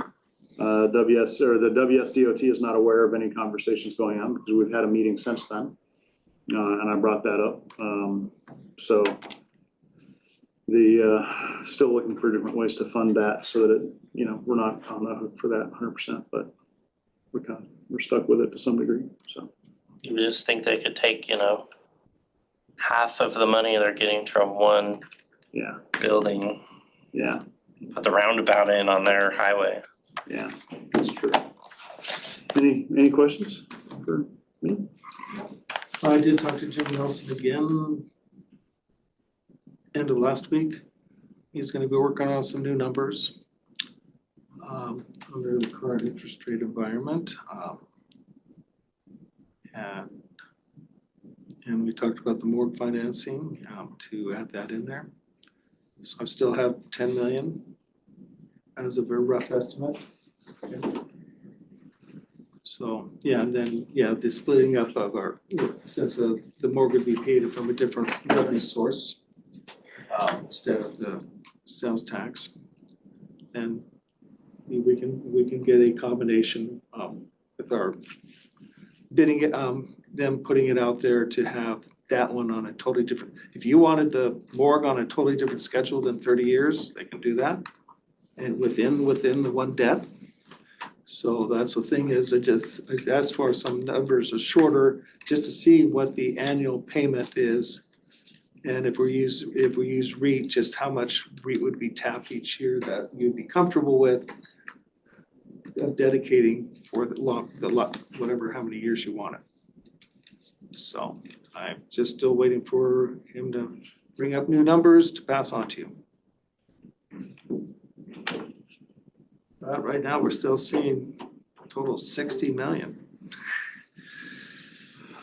Yes. That's interest-only payments, and that's gonna be interest-only payments for the jail side, for we'll see how many years. Okay, that's all I got. All right, well, thank you, Darryl. It is 11:28. We are in recess until 1 o'clock. So no vacuuming underneath that. Yeah, no, and some other furniture, so it's a truckload. Good afternoon, it is 1 o'clock. We are here with HR for our weekly update. Welcome. And we currently have, you ran away from Rob. We have one caller. Should the rest of my lunch? I don't know where Commissioner Jones is. I thought he had Rotary today. It's on his calendar. Yeah, 12:1, Rotary presentation, but they're usually done at 1, so everybody has to get back to work. Oh, it is on the, well, he's still on the calendar. I mean, that's the only reason I knew that. We'll give it a couple minutes. No problem. Because I don't think, did Danny call in? No, he's not on. I Oh, don't Rob think is you're right helpful. there. Rob is, What do you mean right there? he's on my screen, but it's not letting me. He's backstage and I can't get him out of backstage. He's gonna have to.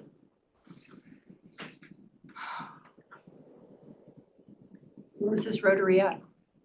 I don't even know that. Oh, I don't know who made that. Brittany, if you can, oh, there's Rob. Okay, so he's just promoted himself. So Rob is now on. Okay, we are ready to rock and roll. Okay. Hi, Rob. Hello, how are you? Good, thank you. Okay, so the first item that we have for discussion is a Tyler recruitment update.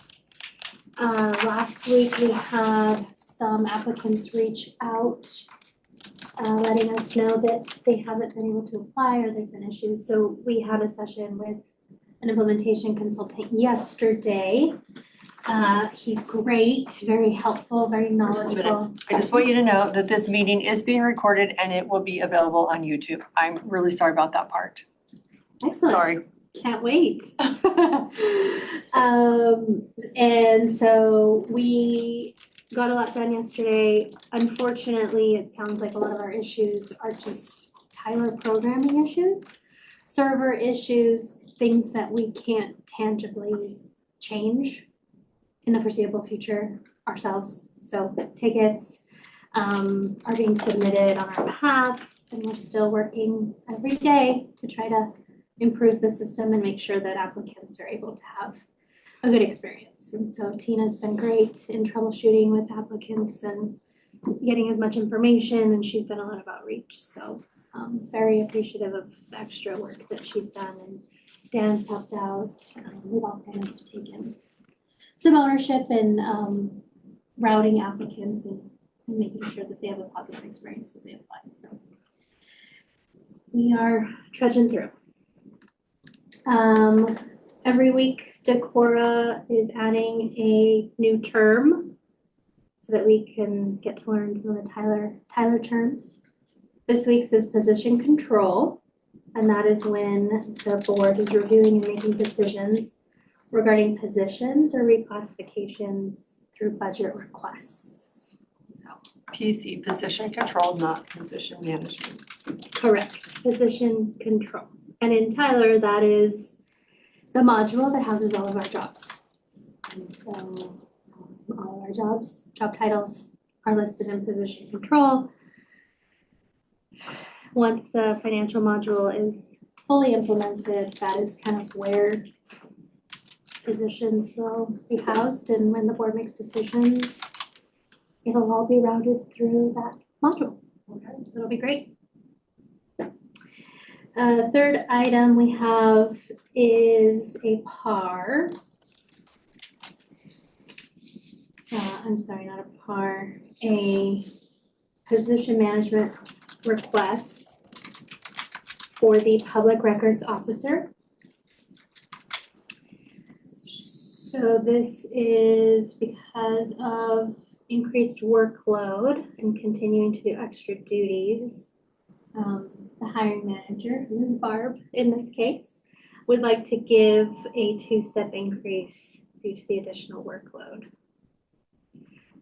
The band is currently at an 11. She's currently at an 11, step 4. The increase would be an 11, step 6, which is an increase of $1.81 per hour. This request went through PMRT.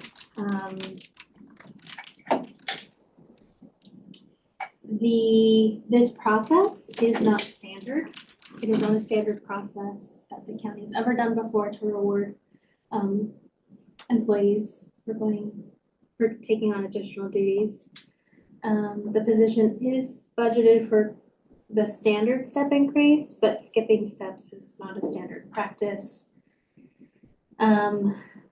HR's sort of perspective is that we want to make sure that there's equality with the other PRO. Okay, I'm just a little surprised. I knew nothing about this, so I guess this is the way it would come.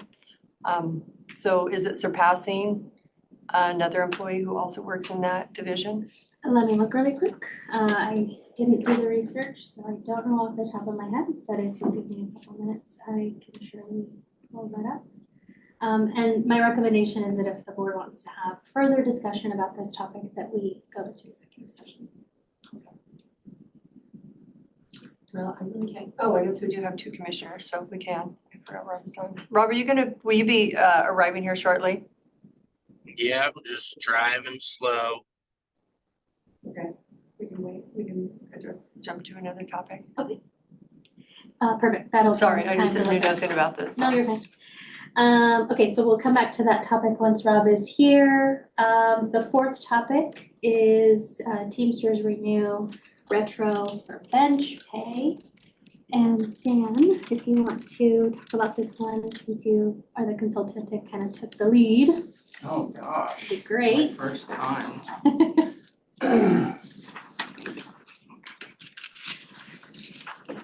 So I drafted a memorandum of understanding that would address the issue. It came about as a result of a grievance.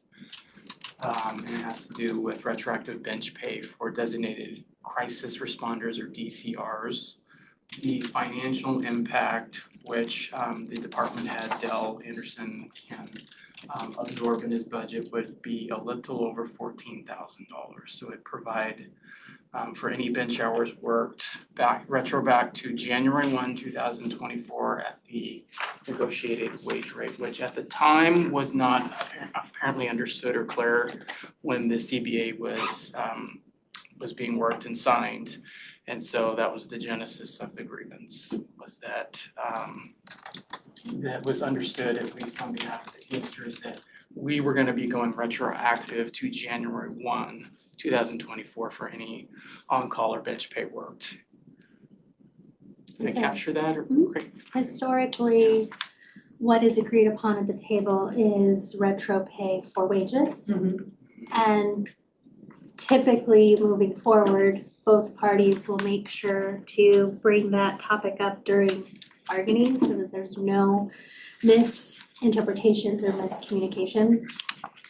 Because we didn't have that conversation at the bargaining table, Teamsters assumed we didn't go back because we assumed, and so Agustin was out of the state when this grievance came up, so we tried to partner with him and we jumped on a call and we were able to come up with some numbers on how much that would be. Do you remember how much it I wanna was? say 14,200, To be exact. a little over 14,000 in the workup that Dell forwarded me.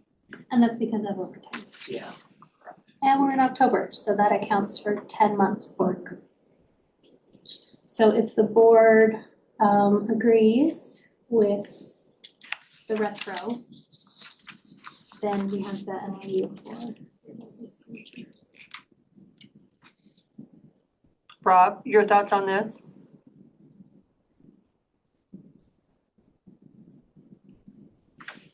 It cut out right in the middle of what he was saying. Are you walking in the door right now? No, I'm parking. Oh, I just heard the door open, so we can.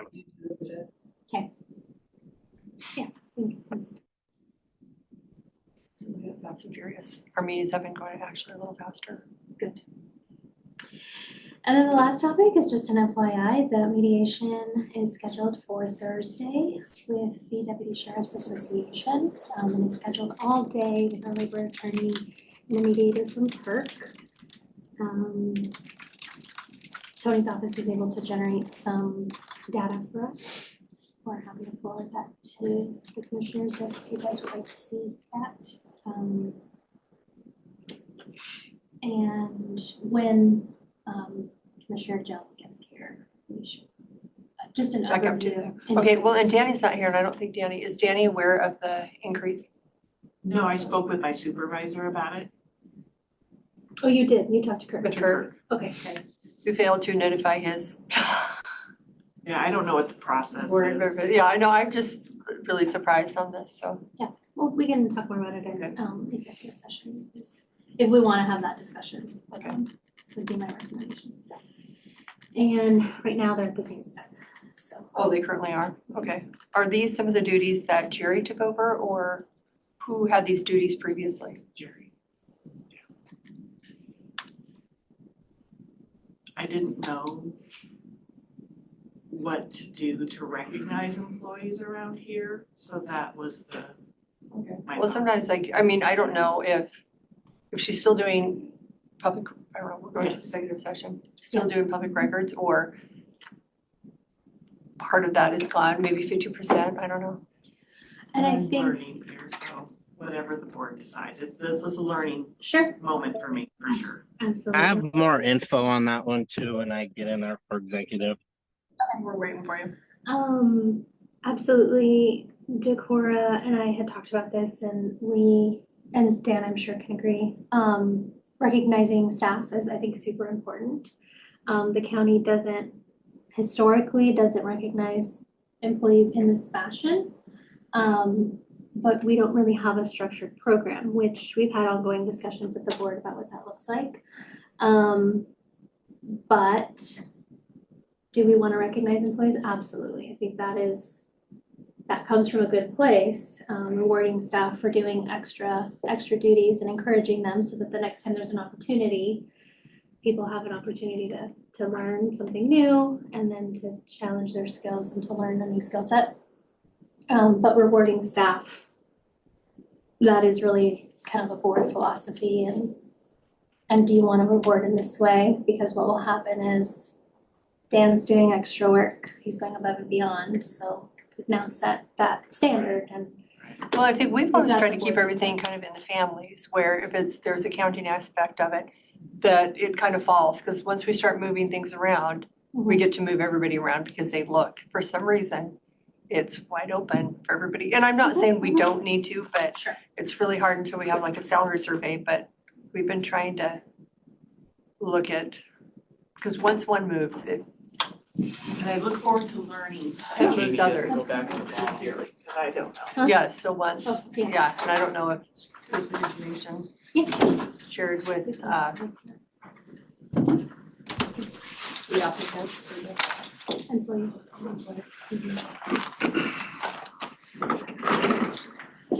So performance. It will be, I think it's our last sheet.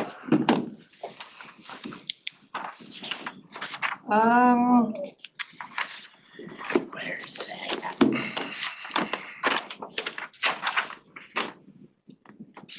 It's on a bargains unit. I think it would be job applicant evaluation. And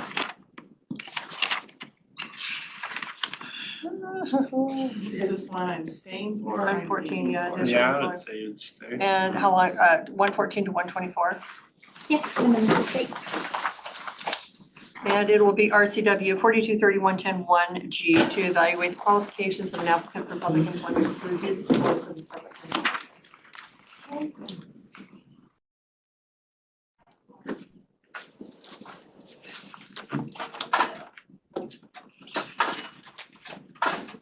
Okay, we are out of executive session. No decision was made.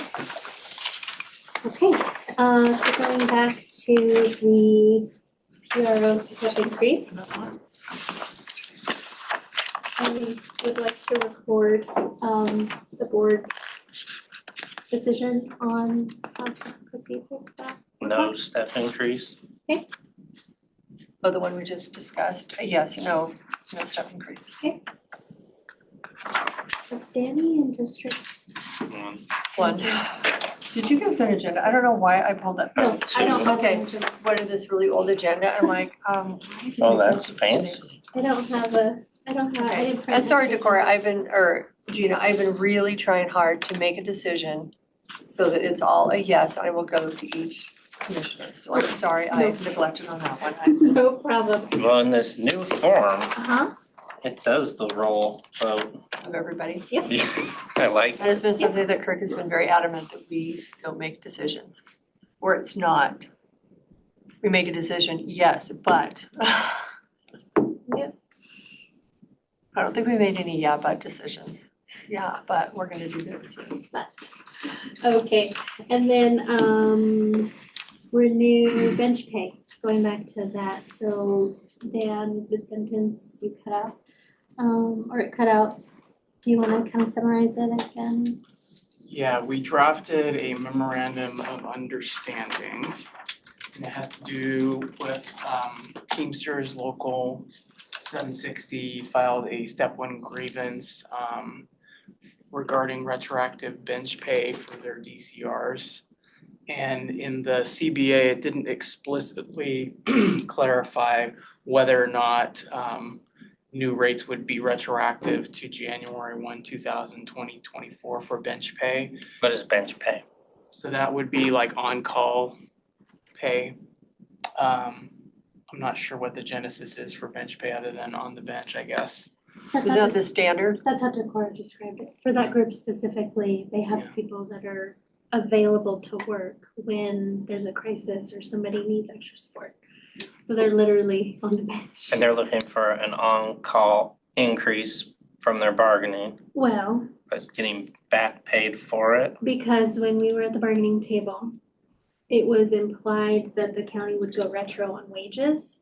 In that same section is the on-call bench pay provision. So Teamsters assumed that the bench pay would go back retro as well.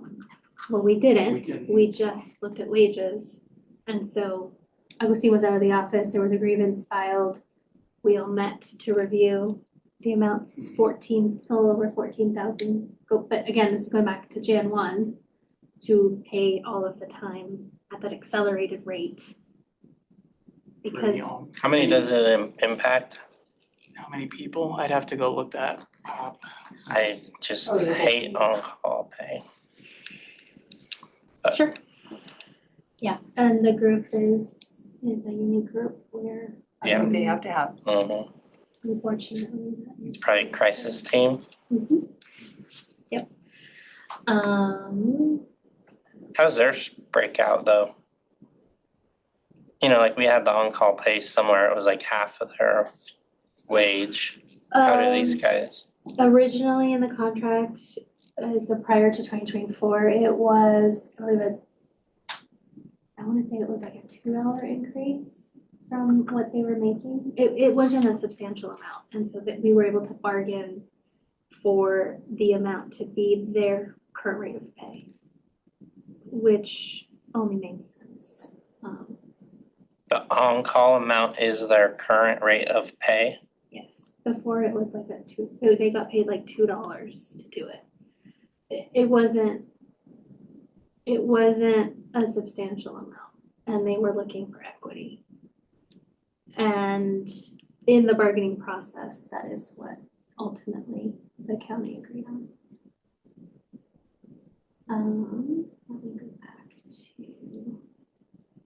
7 employees and then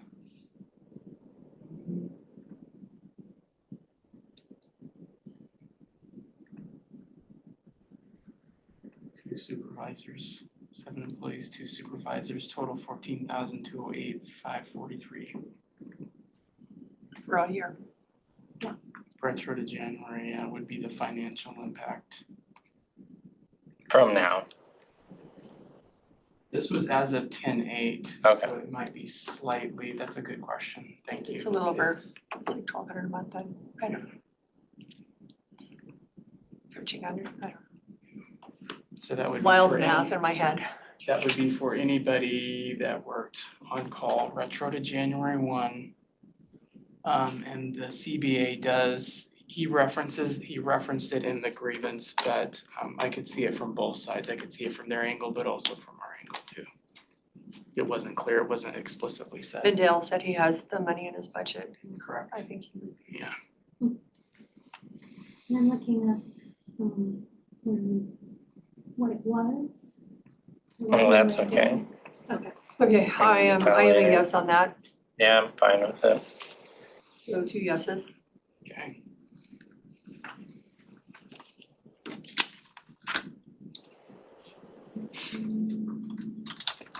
Dan, thank you for reliving that story twice for us. Very thorough, thank you.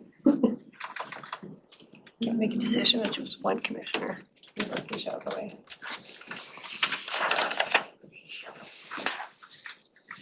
And you two are doing a great job. Thank you. Where is Cora? Is she, you probably told us right when you sat down, and I was probably worried like, oh. That's okay. She had an appointment. She, Okay. Off campus. She had to, but she will be back before the end of the day. It's totally fine. Okay. She's just throwing you guys out to the world. Oh no, like Barb said earlier, it's a learning opportunity. We'll take it. It's like, Right, I'm Dan? never bringing anything. The last topic that I was hoping we could spend some time in executive session was reviewing the deputy sheriff's mediation. Okay, before we go to executive Yes. session, Dale was in his update today, and he had a question on some PARs. It was approved by, I think, PMRT, by the commissioners. And there is a stipend, like a 2% increase that he would like to give one of his employees for, I don't know if it's bilingual pay or something, and it's been over a year. Yeah, he talked about Did he come? today, visit yeah, you? Okay, I'm were you gonna pull able the thread and see where the hangup is or where it got stopped and why. I know Cora would be aware of it, Dell was obviously aware of it because he talked to me about it this morning. Okay, we sent him down to visit with you and then maybe accounting. It could be because it's a 2%. I think a lot of the other stipends are, you know, like the dog, the sheriff has a dog, it's $500 a month or $200 a month or 120. You know, I mean, it's a set amount, a set of a percentage. I didn't know if that has something to do with it.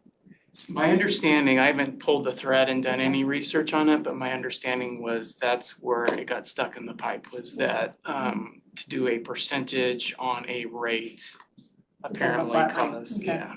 So that was my question on the PAR. And yeah, just renew the status for training at bilingual. So if you met with you. I will just, I bring this up just because they're brought up to us and we want to make sure that they address it or you're aware of it. Thank you. And then to go back to your question about what was previously in the contract, it was a minimum of $30 per hour as of 2020 was the on-call rate. How do you go on call? You're just scheduled on call, My, There's, or if there's Well, like, there's a CBA, it is in, no, it was, I wanna say it was 10.83, or 10 points, in section 10.8, article 10.8, but there's several criteria that are identified in the CBA. okay, so they're getting paid $30 instead. They're now getting paid just their regular rate. Okay, so if we can do an executive session to discuss bargaining. It's great. Okay, how long? Let's say 10 minutes. Okay, so it is 1:34. We'll go 1:34 to 1:44 bargaining. So it will be negotiations 4230, RCW 4230-144A. We will be in executive session for 10 minutes.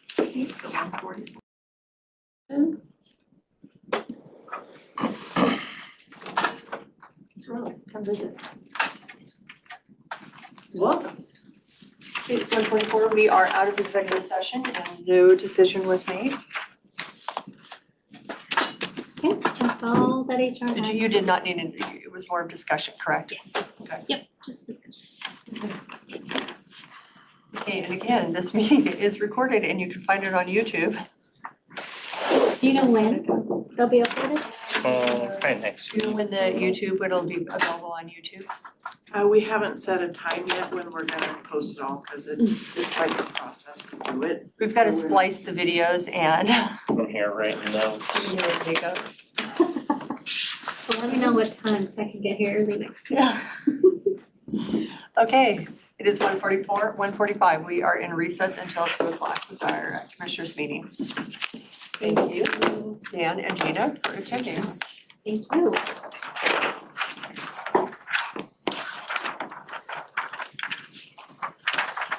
Thank you. Is it an awesome green room back there? They got snacks. Hey, Danny, are you with us? I don't know, I think we need to up our game and get some I am. cheers. When you Okay. sign on remote, you are backstage, just so you know. I learned that today. So you have to bring yourself into the webinar. Okay, thank you. I see that there's two screens we look at, attendees and panelists, and I missed him, so thank you for catching that, Rob. Okay, good afternoon. It is 2:00. We are here for the commissioners' meeting. We are recording this meeting and it will be available on YouTube at a later date. We don't know when, but if you want to revisit this meeting, you will have the opportunity to. And Danny, glad you could join us. I'll call the meeting to order. Open forum for citizens input, 3 minutes per person, 15-minute timeline. We're starting at 2:01. Anybody have a comment? Is anybody online? We have 3 people online. Okay, Jim M., I'm gonna allow you to talk if you have public comment. Jim M., do you have public comment? I'm gonna say no. Next is Cammie, I'm going to allow you to talk. Cammie, do you have any public comment today? Okay. And last is Keith Conley. I'm hitting the button to allow you to talk. Do you have any public comment today? No comment. Thank you, Keith.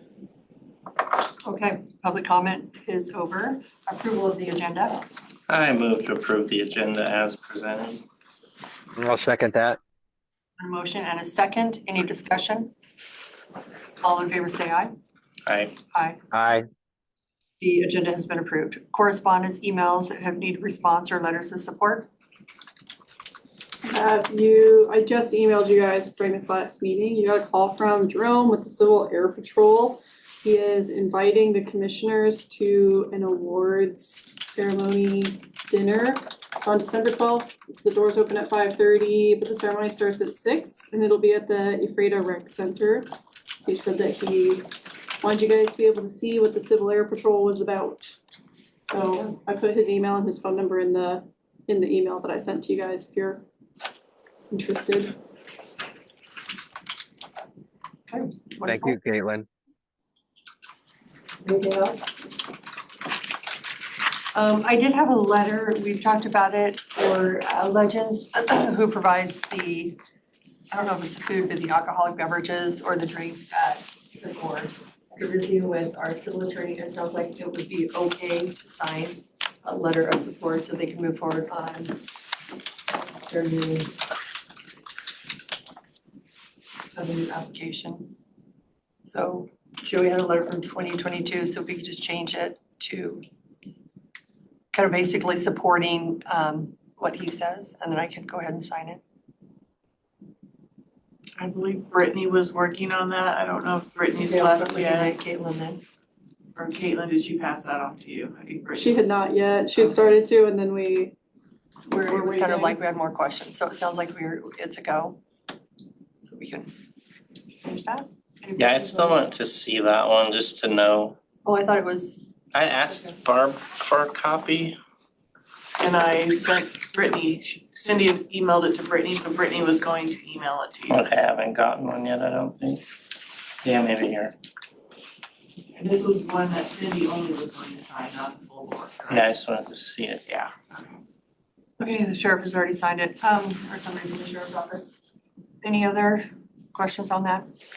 Rob, if you have any questions. No, I just wanted to confirm that it was canned, pre-batched It cocktails. was canned, pre-batched. Yeah, I would like to know if I was supporting mixed drinks throughout, that was all. Brittany, if you're up there, can you print that for Cindy's signature, please?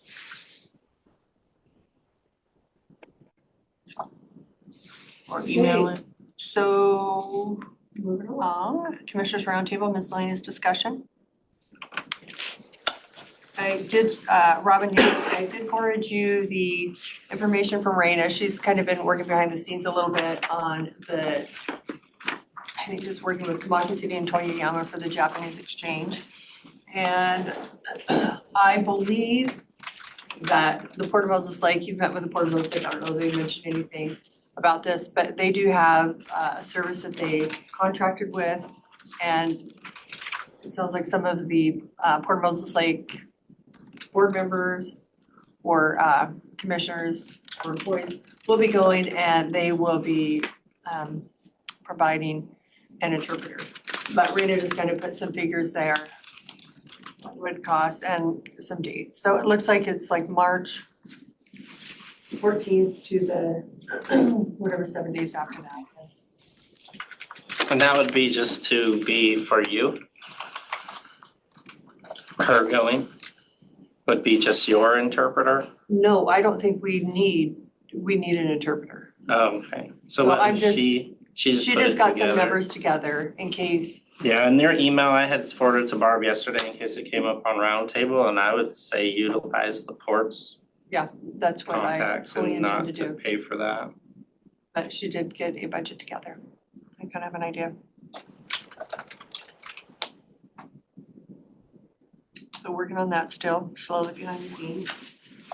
I don't know if anything changes, but we do have some different dates because Kamaki had some dates and then Toyama grabbed some dates too, so we've got some things going on with communities there. Any other miscellaneous discussion? Is ours miscellaneous? Yes, ours is specific roundtable, so Emily has some. Museum Emily, budget. this is us. Where's my notes? So this is regarding the museum budget for this. Okay. I know that Mandy has been working with Tim on our budget. She has. Yes, I did talk to Mandy about this, so for their payroll, they are already over budget.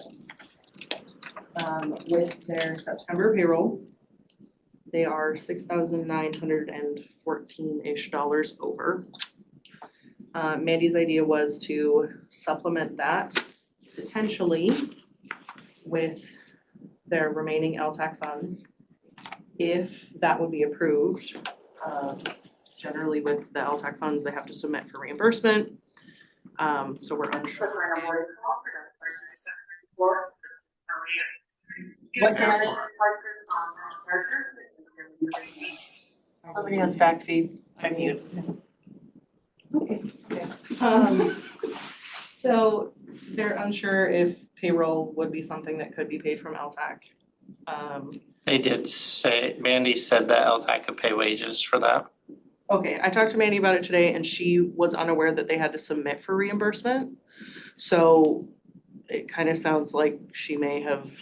So that would be Brittany or Caitlin. Well, they have to submit. Right, they would have to submit, which is something that I think Mandy is going to work with John on. So potentially they have, looks like about around $7,000 left after all of their actual advertising. Have they submitted for reimbursement on advertising? Not yet, they haven't submitted for reimbursement on anything. It does sound like they are done with advertising for this year, based on what John told her, so that would leave about 7. Repairs and maintenance, Mandy also said could potentially be reallocated, which obviously would have to be approved by the OCC.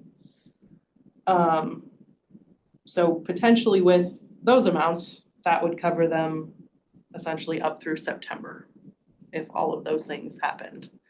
So that brings us to October, November. December. December, depending on when they give us the bill, is generally paid the next year.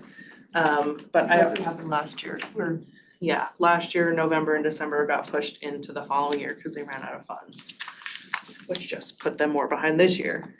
He did give me a bill for October payroll, which is roughly $16,800. And then I also have their third quarter taxes, which is another $4,800. So That's employee taxes. Yeah. Okay. I don't have any estimate for November payroll. For December, Same. approximately, yeah. For December, he estimated that it would be closer to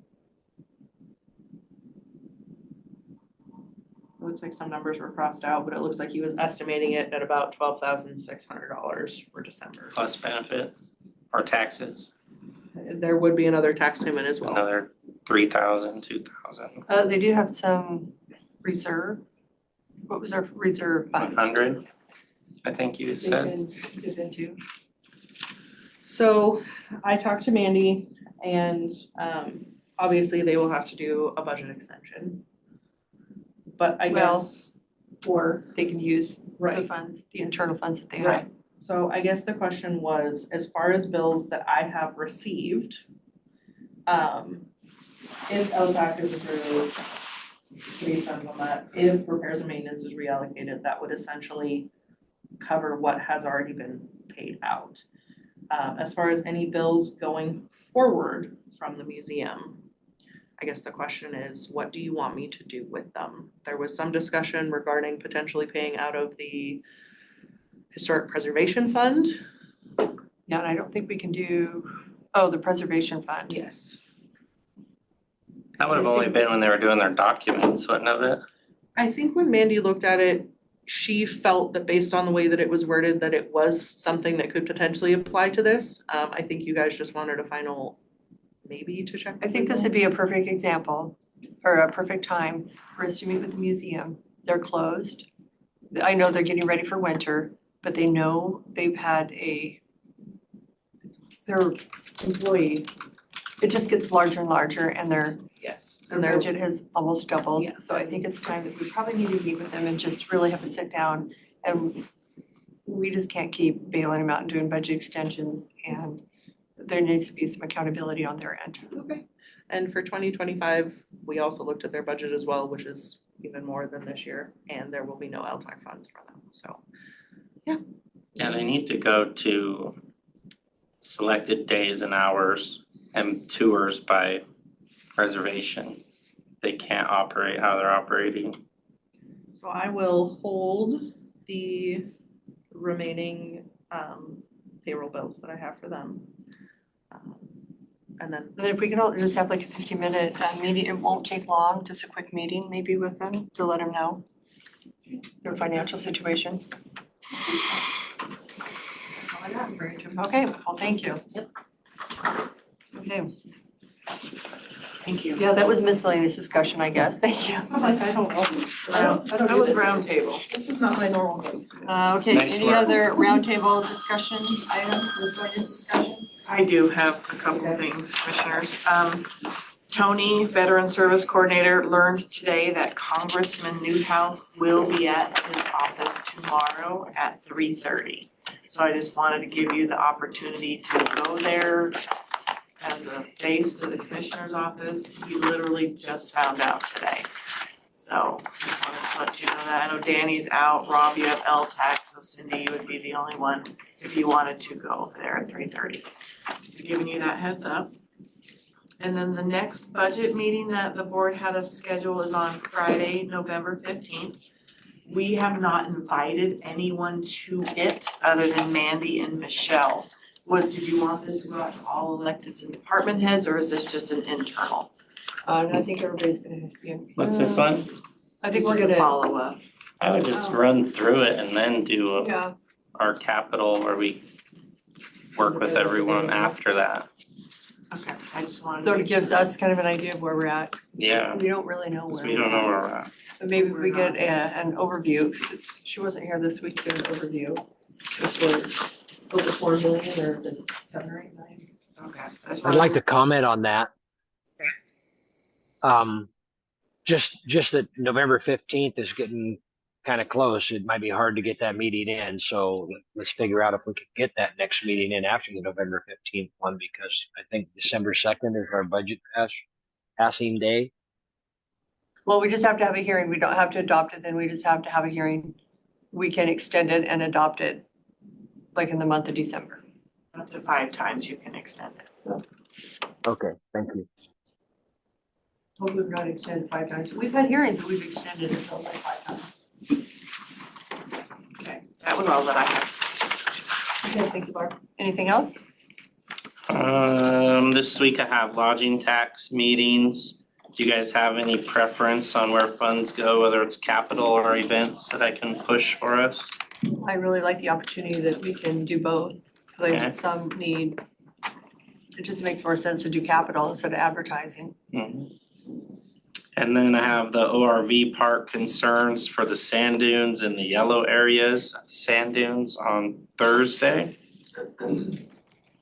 So I'll see how that goes and reports back. Thursday, I think I'm going to be in the sheriff's negotiation too for a little bit.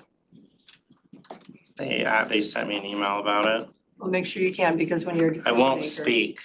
Well, but you're still taking part, and Richard Stevens used to, and then they said you cannot have a decision maker in negotiations, so I would look into that. Yeah, because- Decorah is the one that reached out, Okay, but we can double check that, cause it doesn't look like I'll have a whole lot of time.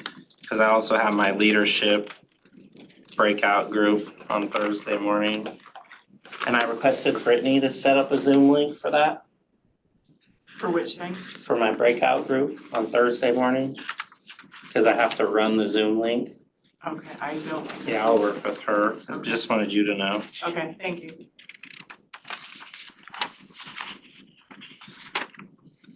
I think Caitlin's the one that's been setting them up, so she's here, maybe. is that for your ORV park or your, NACO.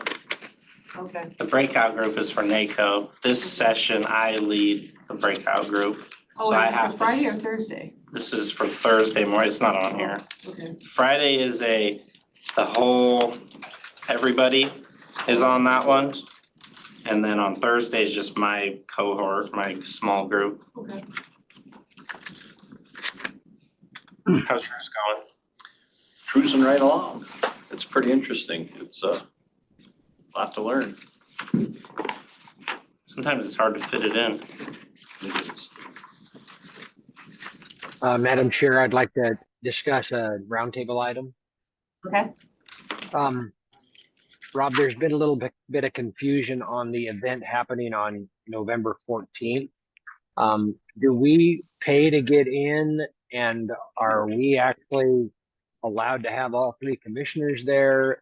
It was an interesting conversation. Barb was confused, so I just wanted to. Yeah, it's not a county hosted event. It's an EDC hosted event. So I don't think we won't be making any decisions or county votes or anything there. Is the $25 for The lunch? $25 is to everyone, so including us, yeah. It's for any food, drinks, Okay, so if it's a lunch fee, then it would be food, drinks, snacks. open. It's an open meeting, but people have to pay to come. If you want to eat. But if they don't wanna attend, they don't have to pay. If they don't, I think they have to pay to even go. It's like everyone that's going has to pay. What is the difference between a train, like a Wasack and that? I guess my confusion was, cause Grant County is sponsoring it and But like, did you talk to Tom about that? he told me to talk to you, he said he didn't. No, you just take the logo off the paper. I think they just put it on there as like, these are people that are gonna be there, not so much Like, a sponsor. and spearheading it and it being a meeting. That's where I was confused. Okay. But we used to host we just didn't charge though.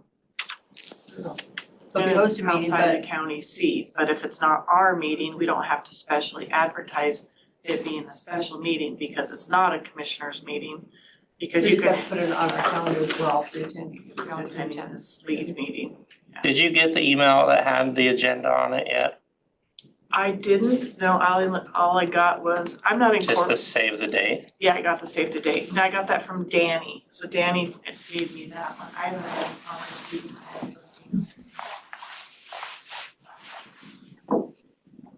Yeah, they said they sent them all out, but they didn't do a very good job. So on here, I don't know why they put Grant counties on there, other than it was, our idea or my idea, and then Tom and Chris and Jim helped create ideas for the event. But PUD is sponsoring money Banner Bank is sponsoring money and Grant County Economic Development is hosting. So they are doing all the work. Okay. We just donated the venue. Yeah. And I guess I'm confused why you're confused so much on this one, Barb. I just wanted to make sure that the board was not having an open public meeting. And Like this, sort of, yeah. not doing that at all. Remember when, I don't know if you went or Jerome, you went, when the city of Moses Lake had that meeting at that restaurant in Moses Lake? We were thinking it was like that. Where they had to advertise, they did the Zoom because it was their, the PUD was there, the port was there, the cities, some cities were there. And that's where I was confused on what type of meeting it is, because if it was like that, county sponsored, county held, then it would be an open meeting, we would have to So it'd be Zoom. more like Wasac, more of That's presenters. what this Yeah, is so like. this is presenters. Yes. This is like, I don't know if Dave's been contacted yet. But to do a 30-minute on grant funding for small communities, some road projects, kind of whatever he He's still thinks nodding, is. he knows. Yeah. So he's been contacted, but that's presentations, it's not business. I mean, it's business, cause being informed is how to make decisions, but it's not, it's nothing formal on our end. And you're going. I was wanting to confirm Yeah, that you should too. go, take your minutes or whatever you wanna But if I do. take minutes, then it's an OPMA meeting and You can't take minutes? I could if you asked me to, but we just. You couldn't take notes? I could take notes, yes. So there's that blurred line, I didn't want to. Is she going to enjoy the presentation, or is she No, I going to work and figured- take minutes? That's where the line is. To enjoy the presentation. That's a weird line though, because like with Brittany, when I do, which she's a clerk for that, but like when we do the homeless, I'm talking, she's taking the notes. Yes. And we don't put the notes in here, we keep the notes for us. Right. So that then I can either tell Cindy and Danny what we did, or I know for the next meeting in 2 months when I haven't thought about it, or. That's one of your outside boards that Yeah. she clerks do, but this is involving a quorum of the board. And so It'd when I be saw s- Grant County on there, I was like, what format is this going? So I just wanted to make sure I understood and gave you the best advice possible. Yeah, I just think that with the logo, it wasn't really thought about like that. I think they just put it on there, and honestly, me, I'm like, yep, we're involved. In my mind, thinking of clerk duties, I just wanted to make sure we were all on the same page. I have an itinerary too, but I can't find the. Secret, it's in a secret spot. No, it's laid all out. Okay, just for the agenda, we have 2 walk-ons. Caitlin, you had one for Cooley Creative. And we had another one. I have my new agenda. I don't have my old one, and so I can't remember what number 1. I think it's Tom. Kevin, were you responsible for the first walk-on? I didn't have any walk-ons. Who had a walk-on? Somebody had a walk-on. What was the subject? Tom had discussed maybe having a walk-on on yesterday during his meeting. Tom has a walk-on, yeah. He'd said that he might have a walk-on if Okay. he got a response about a contract. Yeah, so we had 3 things on consent for this week. We had the 2 for basic refrigeration and 1 for Joe's Tree Service for fairgrounds to cut down trees. Those are the 3 things that we had. But those were not Okay. walk-on items. I really thought this is what happens to make it a new one. I start writing on the new agenda, and so yesterday's agenda, it's only been a day, but. And what I understood from that was that he It might. may be, he may have a walk-on. Yeah, he might have had it if he'd gotten it back in time, but I was not ever given anything Okay, from Tom. but you have one for I do Cooley have, Creative. yes. Okay. Danny, do you recall having a walk-on?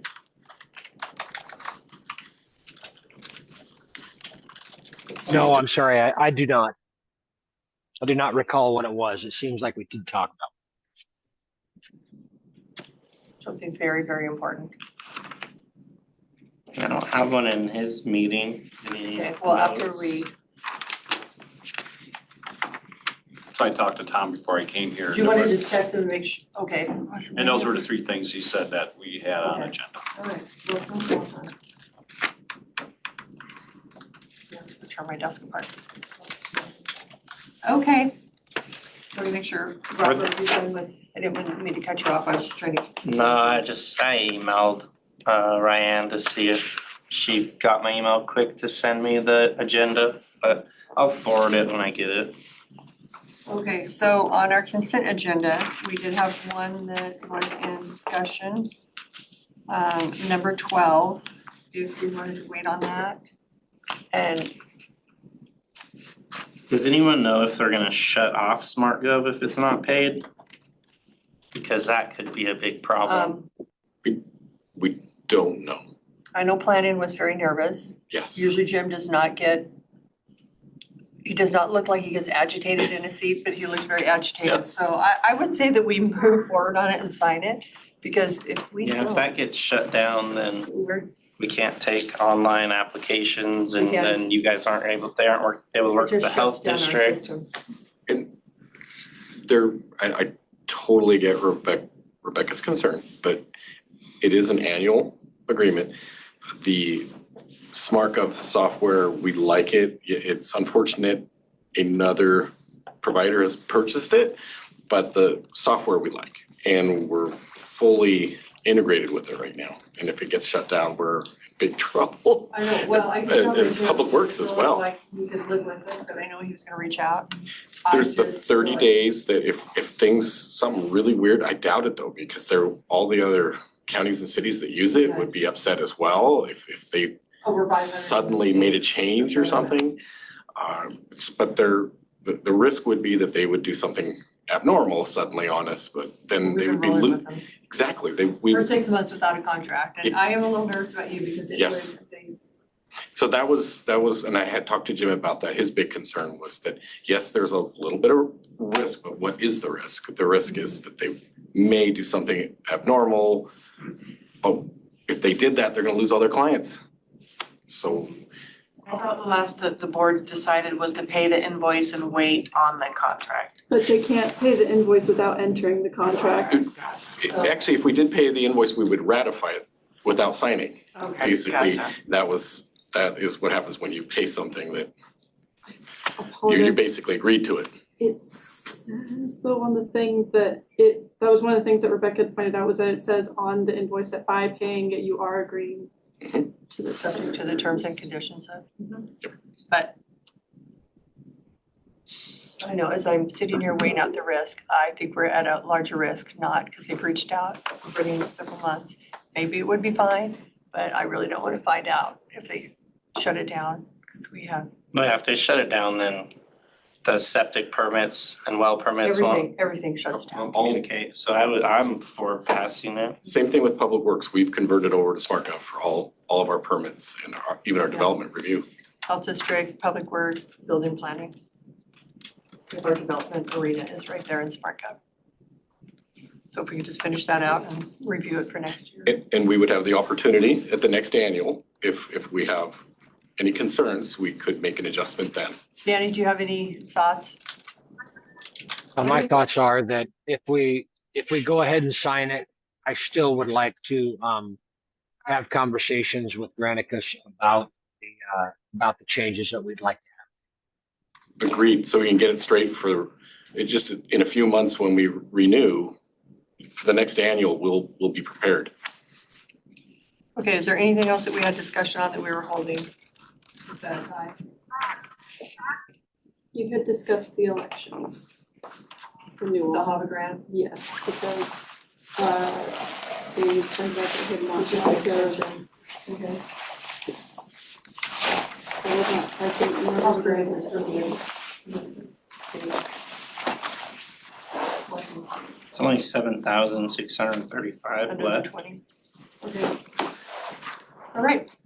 Is there a motion to approve? Was there any other holds or polls that I missed yesterday? There's just those two that we discussing. I move to approve consent agenda items 1 through 22 as presented and discussed. I'll second that. There's been a motion and a second to approve consent agenda items 1 through 22. Any discussion? All in favor say aye. Aye. Consent agenda items have been approved. We have a walk-on that Caitlin presented yesterday to us. Rob has it now from Cooley Creative, paying an invoice because of our, This is for, this is the requesting permission to sign on behalf of the county for At My Community. And then she would be reimbursed for the cost upon approval.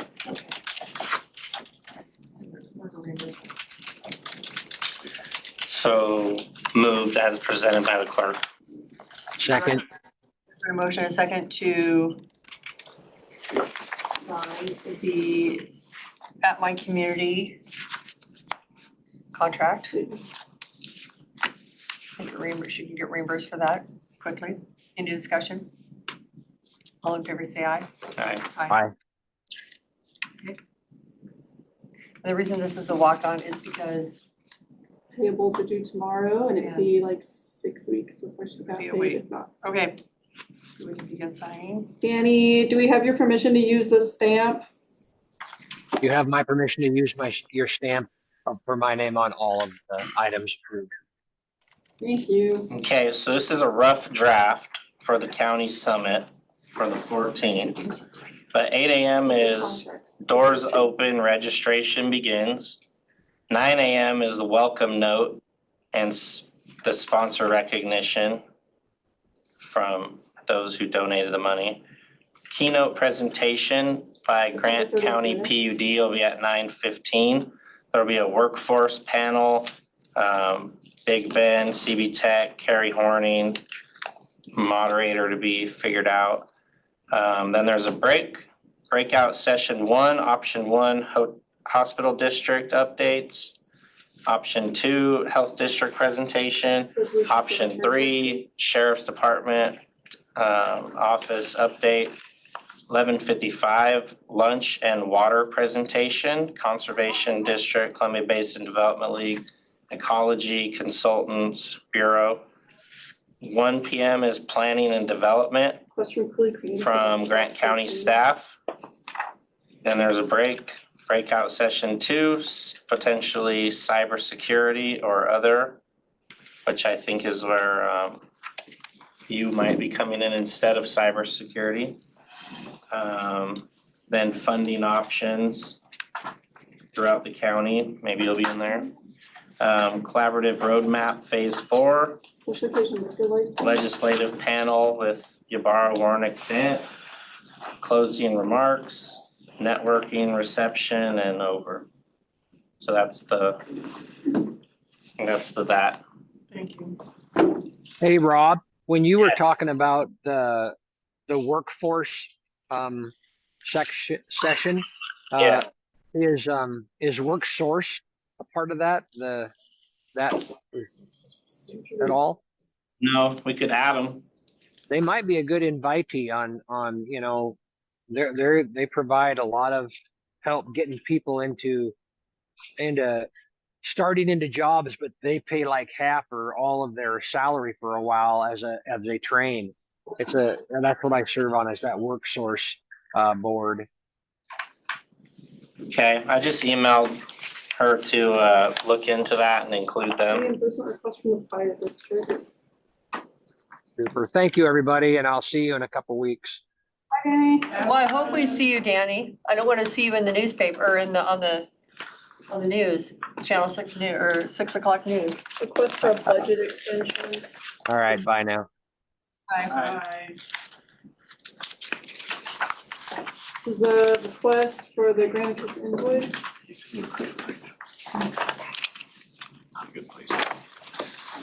is the HAVA amendment from elections.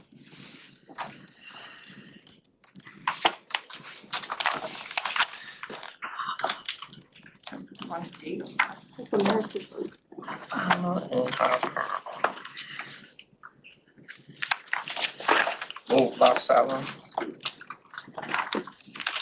So your Granicus thing, when you sign it, it's just like signing a EULA agreement and user licensing agreement. Exactly.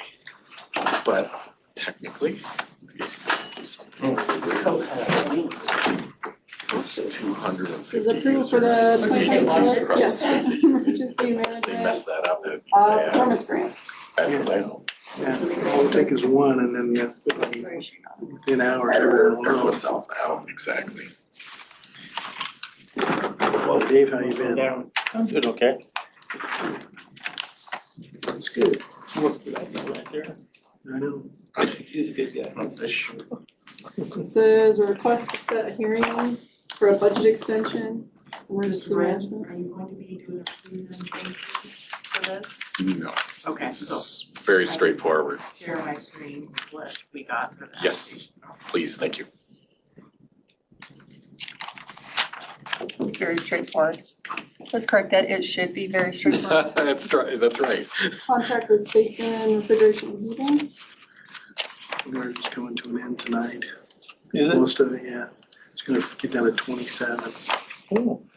Probably should just get our hoses Close on. some stuff out. And warm up again. It'll freeze. It'll freeze, but it's a hose. So there's another contract They with just, they Basin Yeah, that's. Refrigeration and Heating. screw it, yeah. Yeah, that's But the date, we have a signed date, so it's different than what everybody else has signed on there.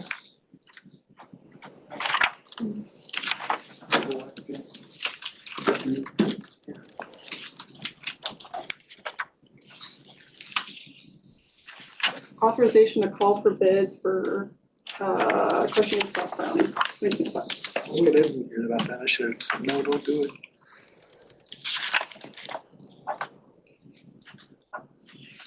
So request for hearing to declare the surplus and sale thereof. Make sure I put the right date on that one you have, Rob. 10/26. It should be 22.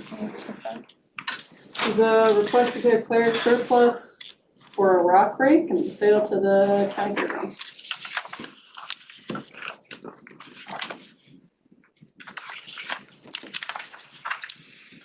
Those rock Auction rakes items, have do been we- popular.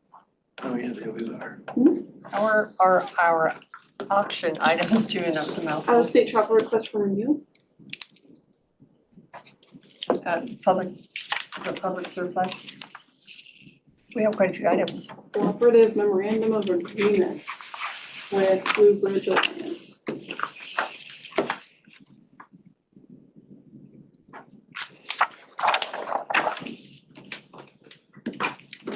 That's it.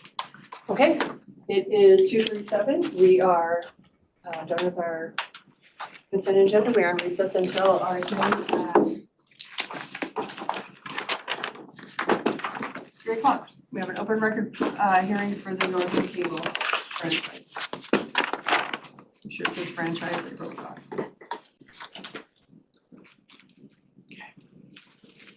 Okay, we are live. Good afternoon. We have an open record public hearing for Northern Cable franchise. We have Public Works to give us an overview of this application of this proposal. Thank you, Madam Chair. Dave Brent. Take it away. Grant County Engineer. Dave Dirting, Engineering Technician, Tech 4 now. Yeah. So, Just for the record, before I start, this hearing is being recorded and it will be available on YouTube at a later date. Sorry about that. So for you, we have a 50-year franchise agreement.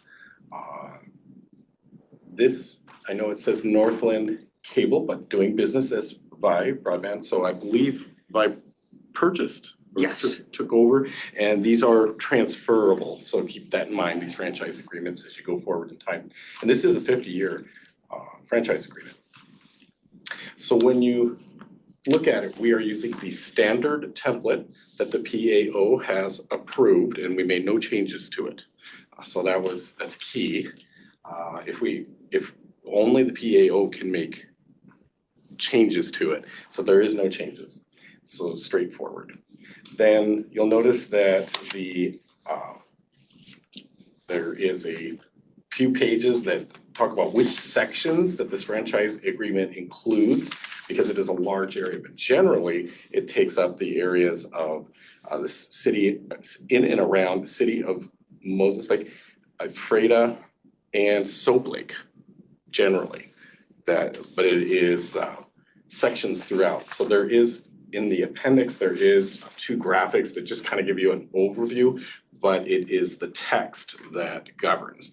So the text basically describes all the sections that are covered, but you can see that there's some graphics, and you can see it's basically the areas in and around and between those 3 cities that the franchise agreement will cover, all the roads that are public and public rights of way. Dave, not to interrupt you, but we don't have an appendix. The only thing we have is the upcoming public hearing, and it's what Michelle just posted. Yes, Okay. so unfortunately, the application was not uploaded to the website, so we will work on that as staff when we get that. Good, I'm glad, I'm sitting here looking over at Rob like, is he looking at that? I'm not. Sorry, Dave. Would you like this?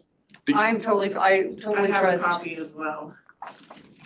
So, but you have the franchise agreement, but you don't have, say, like a graphic. Yes. So these graphics are not necessary with the franchise agreement as it's written is basically the text showing what sections that it covers. This was just to help, basically to visualize it, if you will, because it's so much, so many little sections. It's almost hard to see what's going on when you're looking at that. Is it all the green?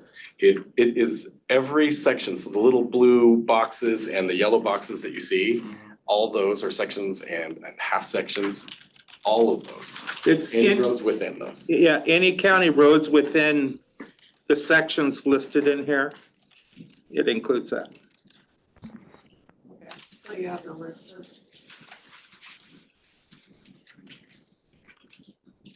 Anything further?